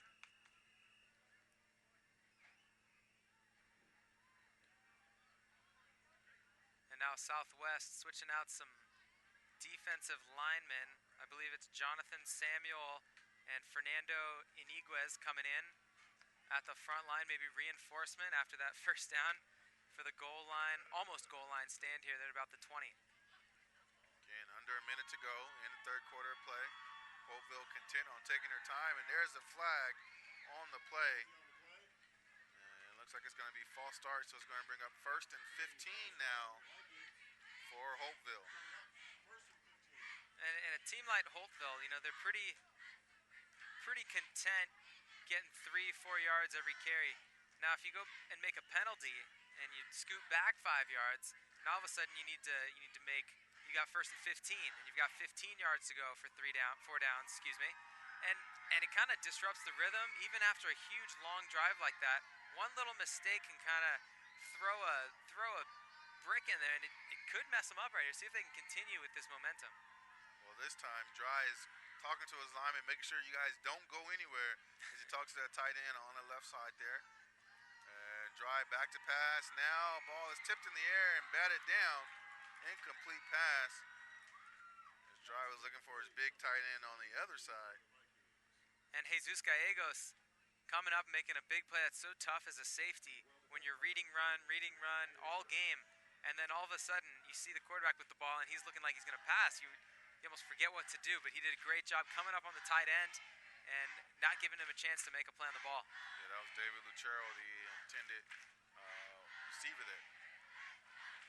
So again, power formation for the Vikings. Osuna, Mendoza in the backfield. It's going to be Mendoza busting along the right-hand side, taken down. And he gains a few yards back, so it's going to bring up 3rd and call it 11. And we'll go back to that penalty. Pushes you back 5 yards. So then you got to ask your guys to make a little bit different play, change things up a little, go for the pass. It doesn't work out. Now all of a sudden you're sitting at 3rd and about 12 at the end of the 3rd quarter here. So at the end of the 3rd quarter, the score is 21-19. Holtville remains on top here on PlayOnSports.com, your destination for high school sports.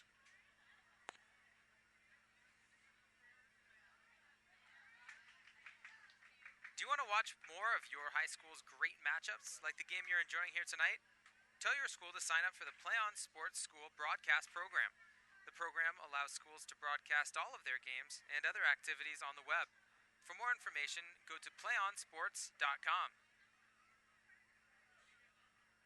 PlayOn Sports is on Facebook and Twitter, giving you news and information and links to great highlights. Follow us at PlayOn Sports on both Facebook and Twitter. You can also access thousands of live and on-demand games at YouTube on youtube.com/PlayOnNetwork. Keep up with all the high school action every week from your destination for high school sports, PlayOnSports.com. That's John Henry Winter Nolte. I'm Robert Fields, live from San Diego, California on PlayOn Sports, your destination for high school sports. CIF San Diego section football action as visiting Holtville leads 21-19 and on a extended drive here as they held possession for majority of the 3rd quarter. Now as it leaks over into the 4th quarter, it'll be their first play of the 4th quarter for Holtville. The offense is real antsy on the other side for the Raiders, and he hasn't given the ball away, so you call that a quarterback sack or a running back loss there as Dry held onto the ball as it was given to the running back. Well, the Raiders doing a good job there. We've seen a lot of misdirection, not sure who has the ball. They just tackled both of the guys who could have had the ball there, and it worked out for them. And now it brings up a 4th and 12. Not sure if they're going to bring on a field goal unit or if they're going to continue to go for this on 4th down here. The first time they've been in this situation all game with such a long way to go. As the crowd here picking up their defense on this big stand. They need a huge play to stop the ball and get it back in their possession. So here we go. Big play for Holtville. Dry, looking to pass, rolling out, has the ball tucked, goes around the one defender. He's not going to pick the first, or will he? Dives down around the 5-yard line. And it's going to be close here. Very close. Didn't look like he had a chance until he hit that outside corner. They're going to mark him down at about the 7 instead. So turnover on downs. Possession goes back to the Raiders. And he planted that foot to make that cut up the field, and just, this natural grass, whatever you want to call it, the slippery wet night, he couldn't quite cut and stay in bounds. Stepped out of bounds, and it's going to be a huge 4th down that the defense for Southwest was able to hold Holtville, and the Vikings got to give up the ball And Southwest now, this is exactly what they needed. They say, I don't care how long you hold the ball for, but if you don't get in the end zone, we'll take it all night. Now they've got plenty of time here to march down the field and score. So 10 minutes and 32 seconds is the time on the clock as they begin their fourth quarter drive on the 7-yard line. Looking to take the lead here, John Henry. And you know they've got the ability to do it in one shot. They really haven't had this much field to work with in a while. They've had a little shorter drives that they've been successful with, and I think they might kind of be looking forward to being able to air one out here. Well, I'll tell you what, on that drive, I was kind of looking on the sideline here, and quarterback Villamor, it was on the sideline really making them passes to a couple of the guys. He's ready. You can tell he's trying to keep his arm loose because that was a really extended drive for Holtville. So now Villamor in a shotgun formation, 3 running backs behind him, and it's going to be handed off this time to Maceo Harris. Maceo Harris, big yardage, picks up the first down there all the way out to about the 26-yard line. So it's going to be 1st and 10 now. 1st and 10 for Raiders. And you can't ask for a better first play of the fourth quarter for them. A little more breathing room to work with, and you still got a big field in front of you.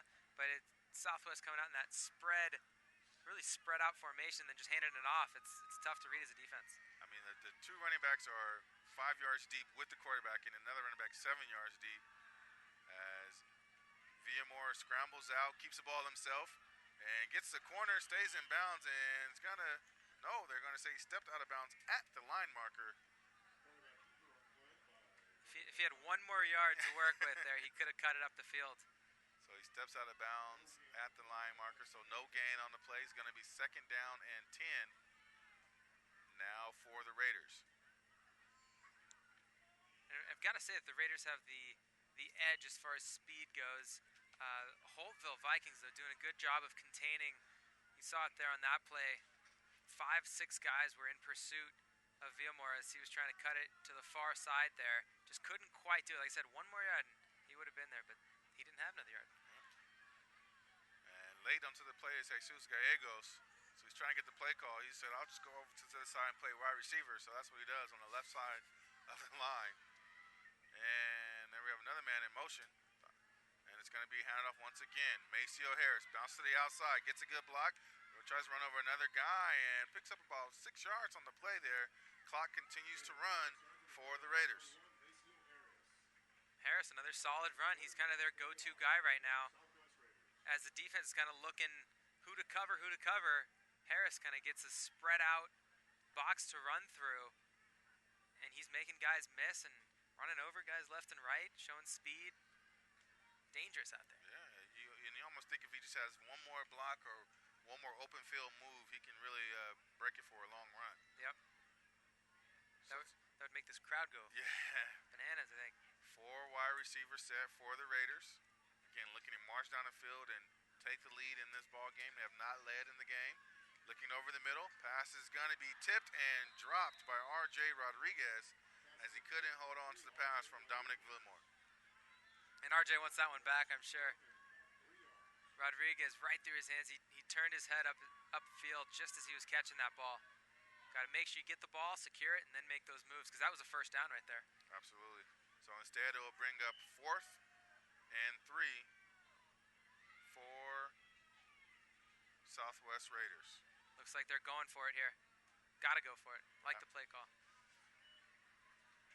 Well, you have to go for it because you don't know that 9 minutes Holtville can really run that clock off and you never get another chance back. And it's going to be a quarterback keeper and picking up a first down, Dominic Villamor. Excellent play call there by Coach Paredes and the Raiders. Yeah, spreading them out again with 4 wide receivers. And I think Villamor was by himself in the backfield there, and as soon as he took that snap, he took 3 steps forward. He was in the hole. Good blocking by the offensive line there for the Raiders. and picking up the first down to keep this drive going. So 9 minutes on the clock here in the fourth quarter of play for the Raiders, looking to, again, march down the field, take possession of this game. Going deep down the sideline, has a man, over shoulder catch, and it fell out. Fell out of his hands. Wow, Mark Daniels definitely wants that one back. It was a great over the shoulder, fell right into his pocket, and then just fell out the bottom. I think what happened is the defensive back kind of tripped about 4 or 5 yards before, and he found who was that on the Daniels? Mark Daniels on the reception. He found himself so wide open, he was surprised, and then the ball was right there, and he goes, "What am I supposed to do with this? Like, is this really this easy?" Well, it was a very tough catch. Those over the shoulder looking back catches are very tough, and it hit his hands, but he just didn't have the elbows in close enough as it squirted out the bottom. So it's going to bring up second down. Now it's going to be handed off to Maceo Harris. He's going to pick up about 4 yards on the play to make it a manageable third down. Now it's going to be 3rd and 6 for Southwest.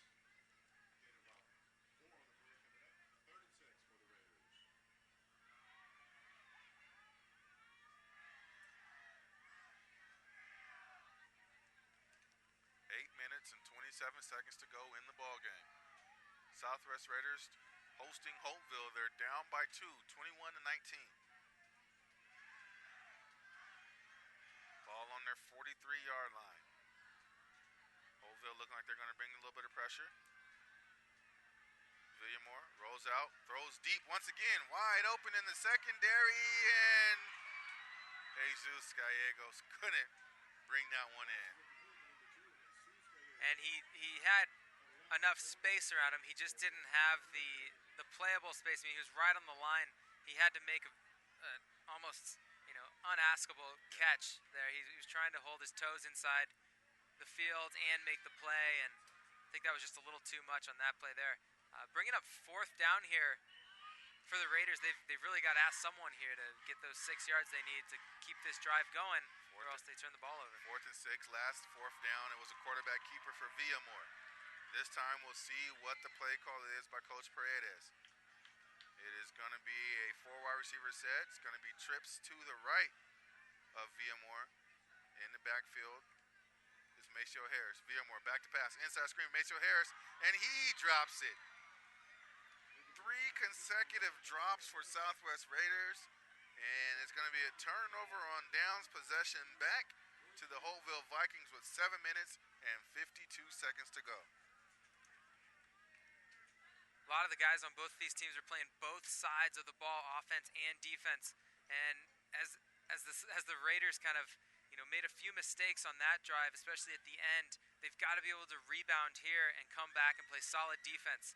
On the other side of the ball, you've got the Vikings who just were kind of given this first down here, the ball inside enemy territory, and you know exactly what they're going to do. With just under 8 minutes to go, they're going to eat up some of this clock. Yeah, it's going to be a lot of runs, and it's probably going to be in the hands of Stephen Dye. And Dry keeps this one again and falls forward for a gain of about 6 or 7 on that run there. And you can't let that happen. As the Raiders defense, you said it correctly, he kind of fell forward for a gain of 6 or 7. That's a big pickup, and you gotta push him backwards. You gotta gang tackle him, get everybody in on the ball, everybody in the box. Like you said, they're running it.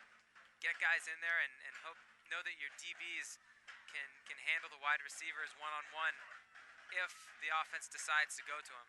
We'll call it 2nd and 4, a long 4 for Holtville. Again, Vikings haven't came out of this formation. This pro formation is going to be given to the up back is Joshua Osuna. Bust outside, keeps the first down, stays in bounds. Clock continues to run after.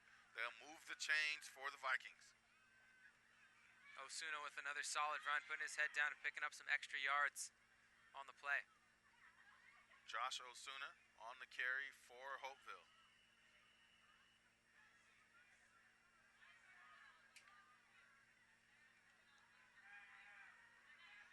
Holtville taking over 1st and 10 for them. Ball at the 30-yard line. And it's going to be an inside handoff once again, this time to Mendoza. I'm sorry, correction, that was Osuna, one more carry. And really taking over the bulk of the carries for the Vikings. He and Dry, it seems like they're touching the ball every time on each one of the plays here for the Vikings.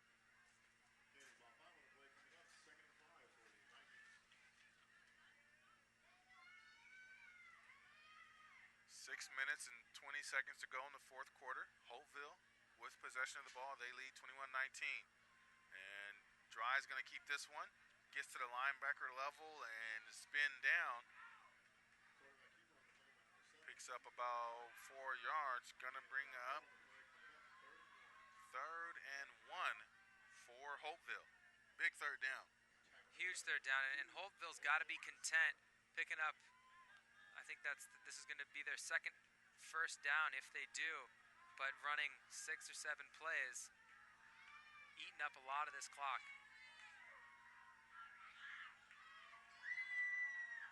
And nearly picking up the 1st down as the referees run out. And looks like they are going to give them the 1st down. So 1st down, Holtville. Holtville's going to take a breather as they move the chains and then continue to watch that clock just tick-tock down as we're at about 5.5 minutes. They've already taken 2.5 minutes off, and it really wasn't that difficult for them, it seems like. They get to the line of scrimmage, they wait a few seconds and let the play clock dwindle on down. Once again, Dry under center, and it's going to be handed off to Osuna. Osuna picks up 4 more yards. Going to be 2nd down and 6 for the Vikings.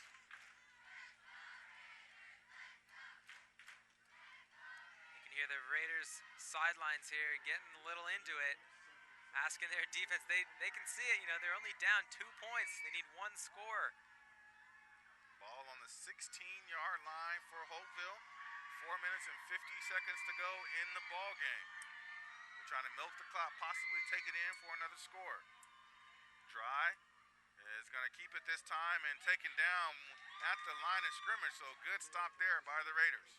If they can string together 2 more of those good stops, they're going to be in this game with plenty of time left to march down the field.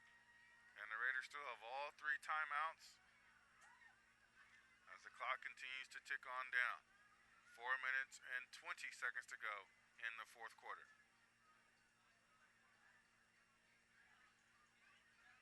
Holtville.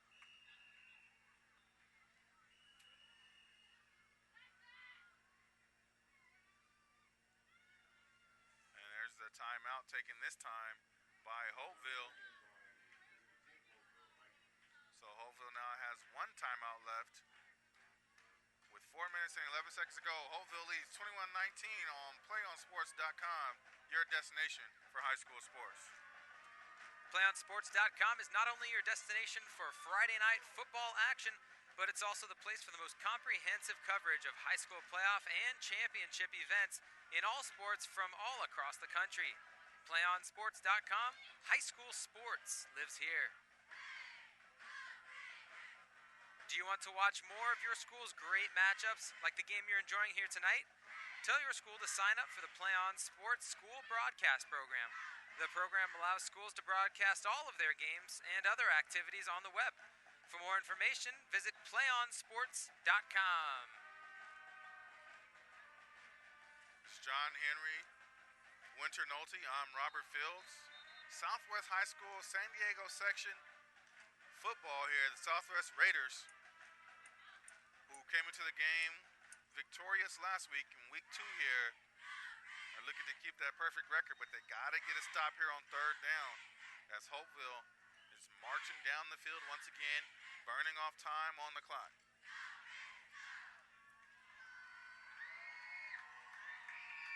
Holtville, 3rd and 10. It's going to be a handoff, this time to Osuna, busted it outside to the right, picks up 8 yards on that play there, down to about the 10-yard line. It's going to be 4th and 2. That was a big pickup for Holtville. Not quite enough for the first, and we're going to see the biggest play of the night coming up here in a few moments. 4th down, and it looks like I'd say about 2 to go. Does that sound right? Yep. And if this crowd is any time they stand on their feet, it's right now. As they got to get a stop. Do the Raiders of Southwest. Down by 2, clock ticking at 3 minutes and 30 seconds to go. Ball on the 10-yard line. First down here for Holtville could spell doom for the Raiders. And it's going to be inside, handoff, pushing the power forward, then pushing back. Where will they mark his forward progress? Very close to a first down. One referee looked like he's running in at about the 8-yard line. First down marker is about the 7. We'll see where they mark it. They may bring the chains out. They're going to stop the clock, bring the chains out. Man, this is one of those nail biters where you don't know. You can't really tell because we're a little far away. Half the people are saying it's first down, half aren't. Yeah, looks like they had to get to about the 7. The ball is marked in between the 8 and the 7. We'll see just how far they go. That's where we need that super zoom HD slow-mo. And chains pulling out. And they're going to be short of the first down. And the Raiders are going to take over possession with 3 minutes and 14 seconds to go in the ballgame. And you've heard it said before, Robert, but this is a game of inches. And after however many yards of offense and block this and sack that, it comes down to a game of inches. And the Raiders here are in the driver's seat for this game. They've got 3 minutes and 14 seconds to drive down the field and put this one in the end zone or through the uprights. Well, what's going to happen now, on that sideline, you got to know Coach Paredes is telling his receivers, just catch the ball. We're going to put it in your hands, just catch the ball. That's all you got to do. Do what you've been trying to do all week in practice. Villamore, 4 wide receivers with Maceo Harris, who may break a big one. He gets the handoff, busts to the outside to the left, has a blocker, trips, picks up the first down, so the clock will stop at 3 minutes and 10 seconds. I think he tripped over the 20-yard line there. Hey, he had one blocker in front of him, one man to beat. He could have had a bigger run than that. Fortunate for the Vikings. 3 minutes and 10 seconds to go. Again, Southwest Raiders down by 2 thanks to a missed extra point in the first period. I'm sorry, it was the first drive of the second quarter, and then a botched play action or botched 2-point conversion later on in the game. So now chasing those 2 points.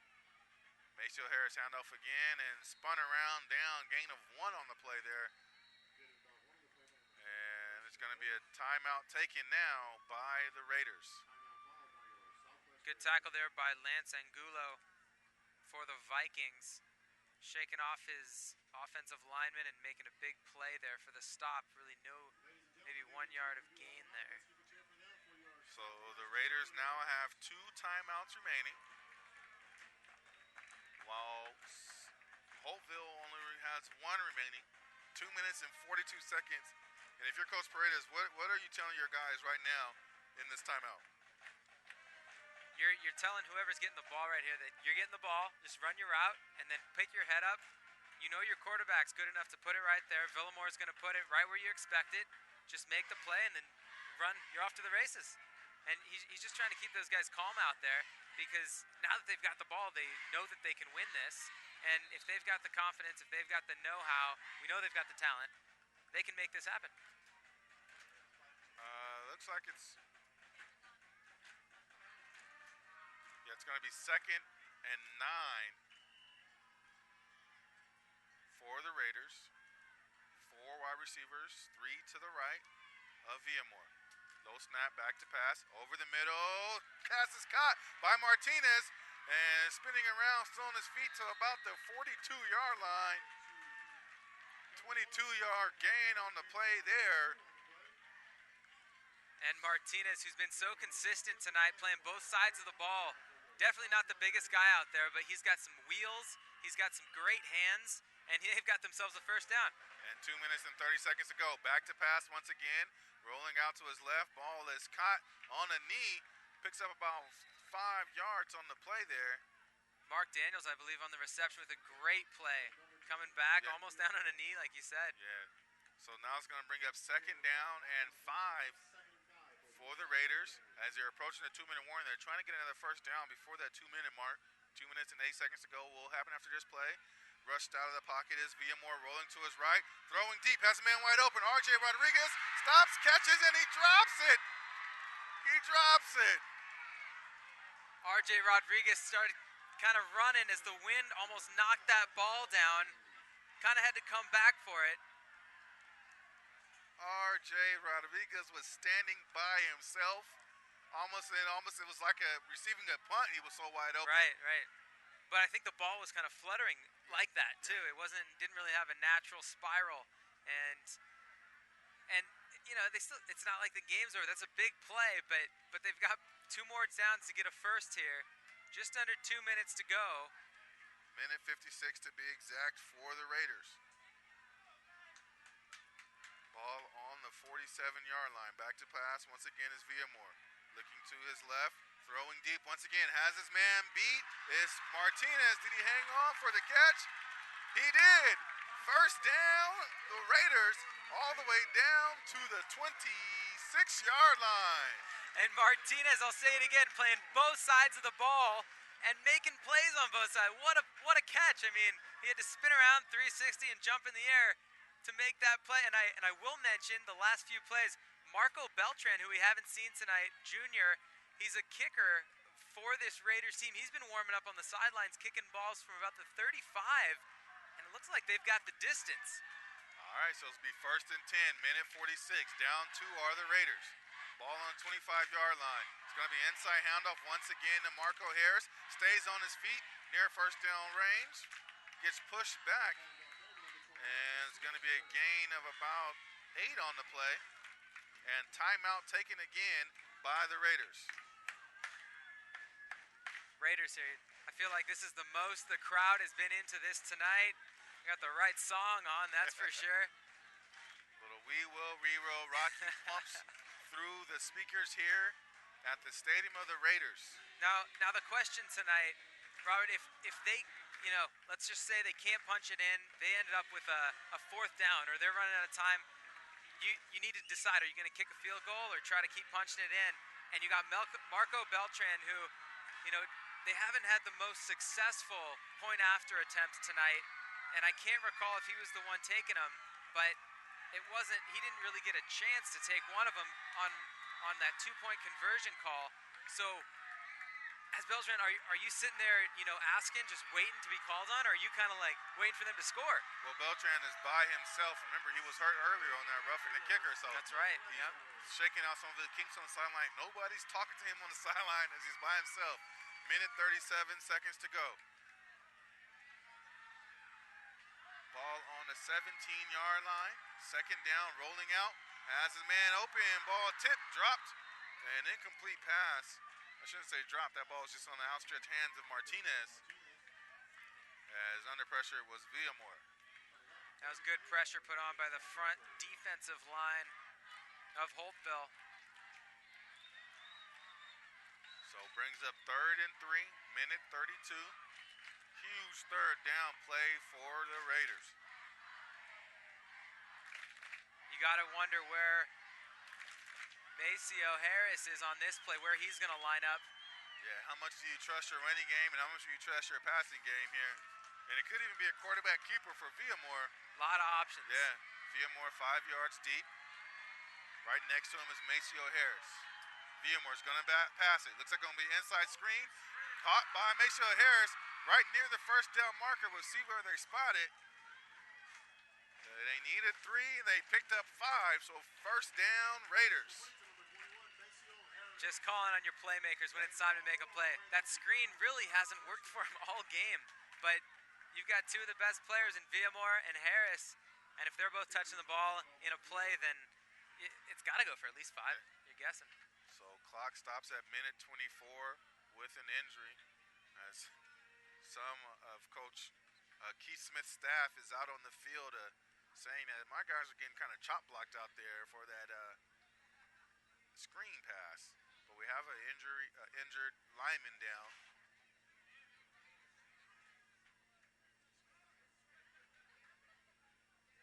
So again, to recap the game while they're trying to bring the lineman back to full strength. 14-0 started the game for Holtville.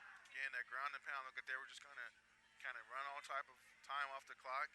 Then a couple of turnovers got the Raiders of Southwest back into the ball game. They missed their first extra point attempt. Then they went on to score again, and then that extra point attempt they were going to go for two, and it was a botched snap. So the snapper tried to run out and couldn't pick up a two-point conversion. Holtville went on to score one more time, and now we're here, 21-19, minute 24, as the Raiders ball is on their 14-yard line. We have an injured Viking.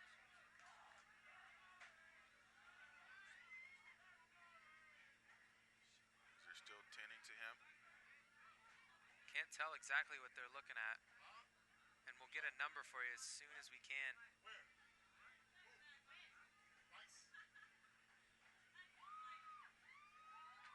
Looks like 52.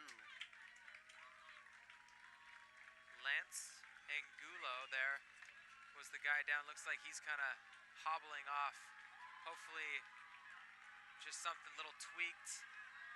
Going to be okay. He's been in there all game, I feel like. We've called his name a few times on both sides of the ball. Offensive line and defensive line in there, so we'll see if they attack that gap possibly that he was going to be missing from. So for the Raiders, minute 24, down 2. Ball on the 14-yard line. Spread out to the far right is Mark Daniels. 3 wide receivers to the left for Dominic Villamore. Have 4 downs to pick up a first.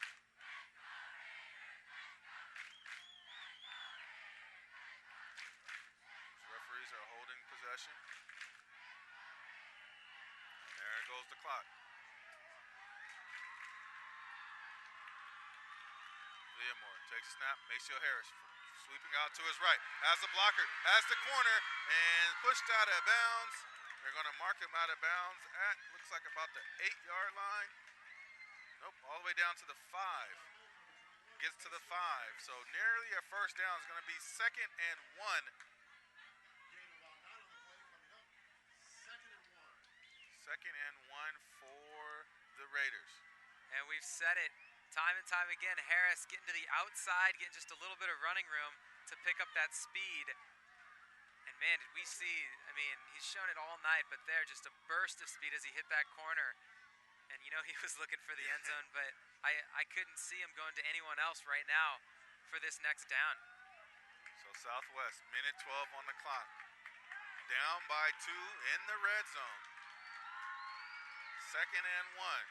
Villamore, shotgun formation. Going to be a quarterback keeper. Rolling to his right. Sheds the defender. Spins around. I think that ball might have got taken out of his hands. And it did. Turnover by the Raiders. Possession to the Vikings. And an unbelievable turn of events here. As the Vikings come out of the bottom of the pile with that ball. Looked like number 24, Ben Abati, on the defensive side of the ball, stripping Villamore, ending up at the bottom of the pile with the ball, and it's going to be Vikings ball. And we talked about it earlier, and I hate to say, but the way that Villamore was running with the ball, he just has it in one hand, he's palming it. He hit that corner, you go through traffic, and they just attacked that hand and ripped it right out of his hand before he even had a chance to hit the deck. I mean, he's basically been playing this game as a running back. He's gotten so many chances to just keep that ball and run, but and that's the first thing they teach you as a running back, you know. So maybe if somebody's going to be a quarterback but running that much, he's got to learn to hold that ball 2 hands. Man, that's a tough break for the Raiders as they had all the momentum here. Yeah.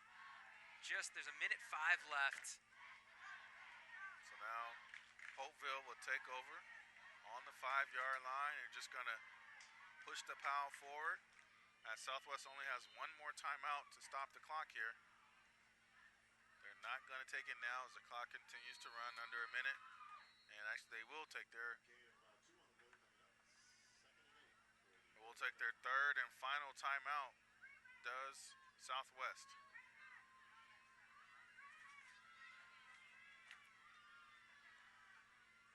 PlayOn Sports is on Facebook and Twitter, giving you news and information and links to great highlights.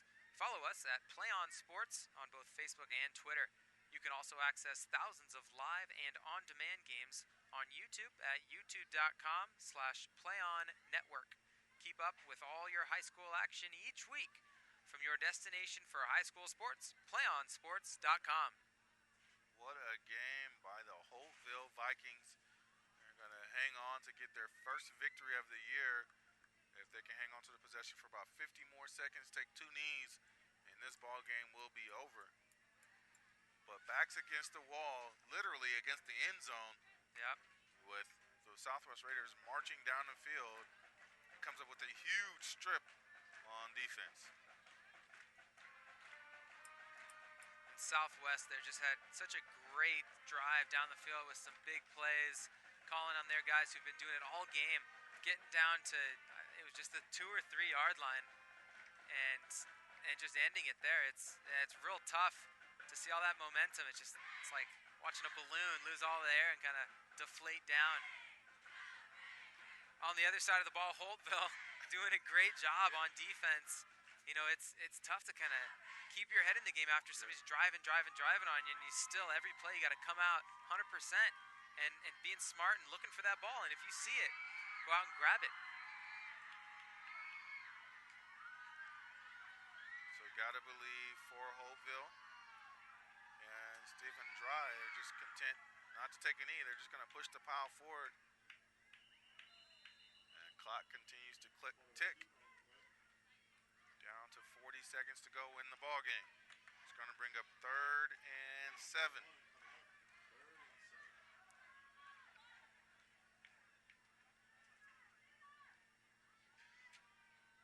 So, ladies and gentlemen, we want to invite you to stay tuned for our post-game show where we'll have an interview with our player of the game.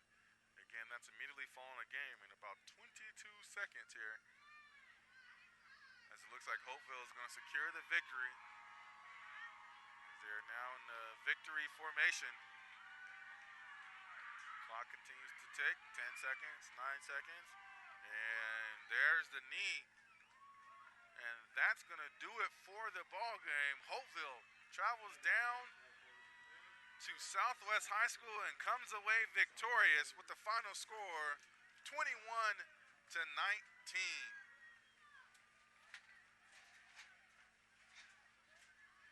Again, we invite you to stay tuned for our postgame show that's coming up shortly here on PlayOnSports.com, your destination for high school sports.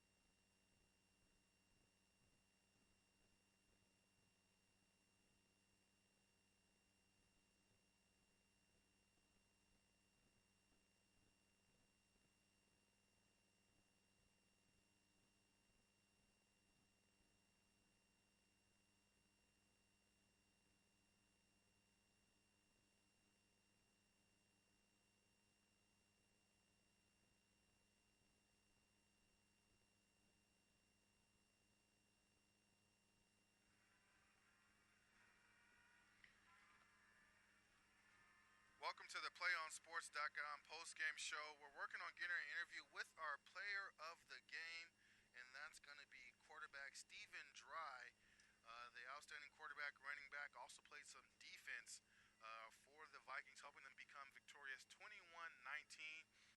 Stephen Dry threw for a touchdown and also helped orchestrate a long drive that handed off for a touchdown as well. So Stephen Dry is going to be our player of the game. Once again, Holtville was victorious 21-19. So please stay tuned as Stephen is on his way up. That's coming up next on your destination for high school sports, PlayOnSports.com.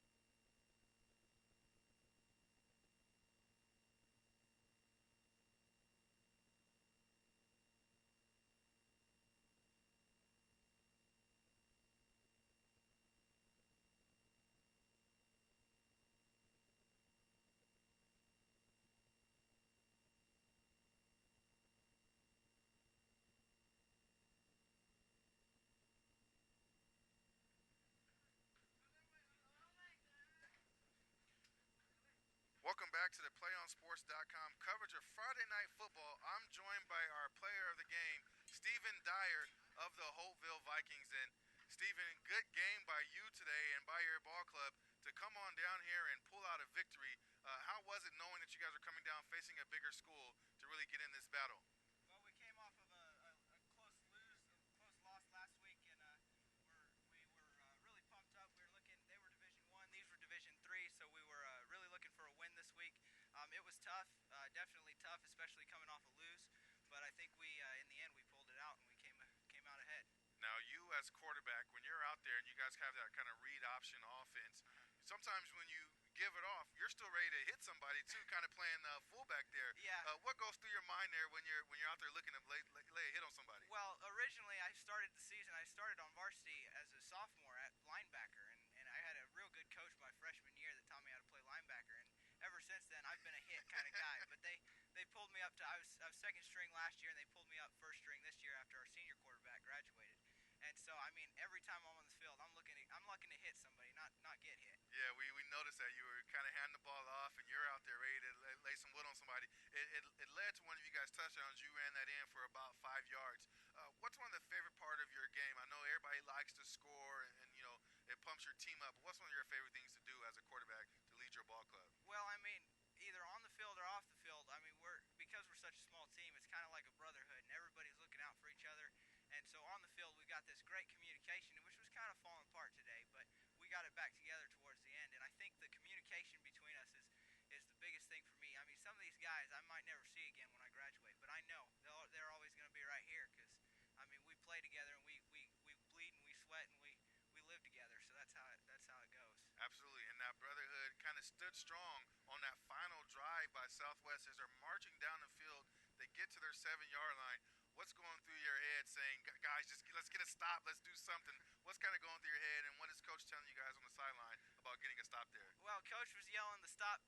Something he always says is the ball stops here, it stops here. And me, what was going through my head at the time was I had this verse on my helmet right here, which kind of got rubbed off tonight. But it's Philippians 4:13, and it says it pretty much says we can do all things through Christ. And that's what was going through my head right there. I was thinking, you know what? If God wants us to win this game, there's no way we can lose. And that's what I was telling the guys out there, and they got it together. And God wanted us to win tonight, and we did.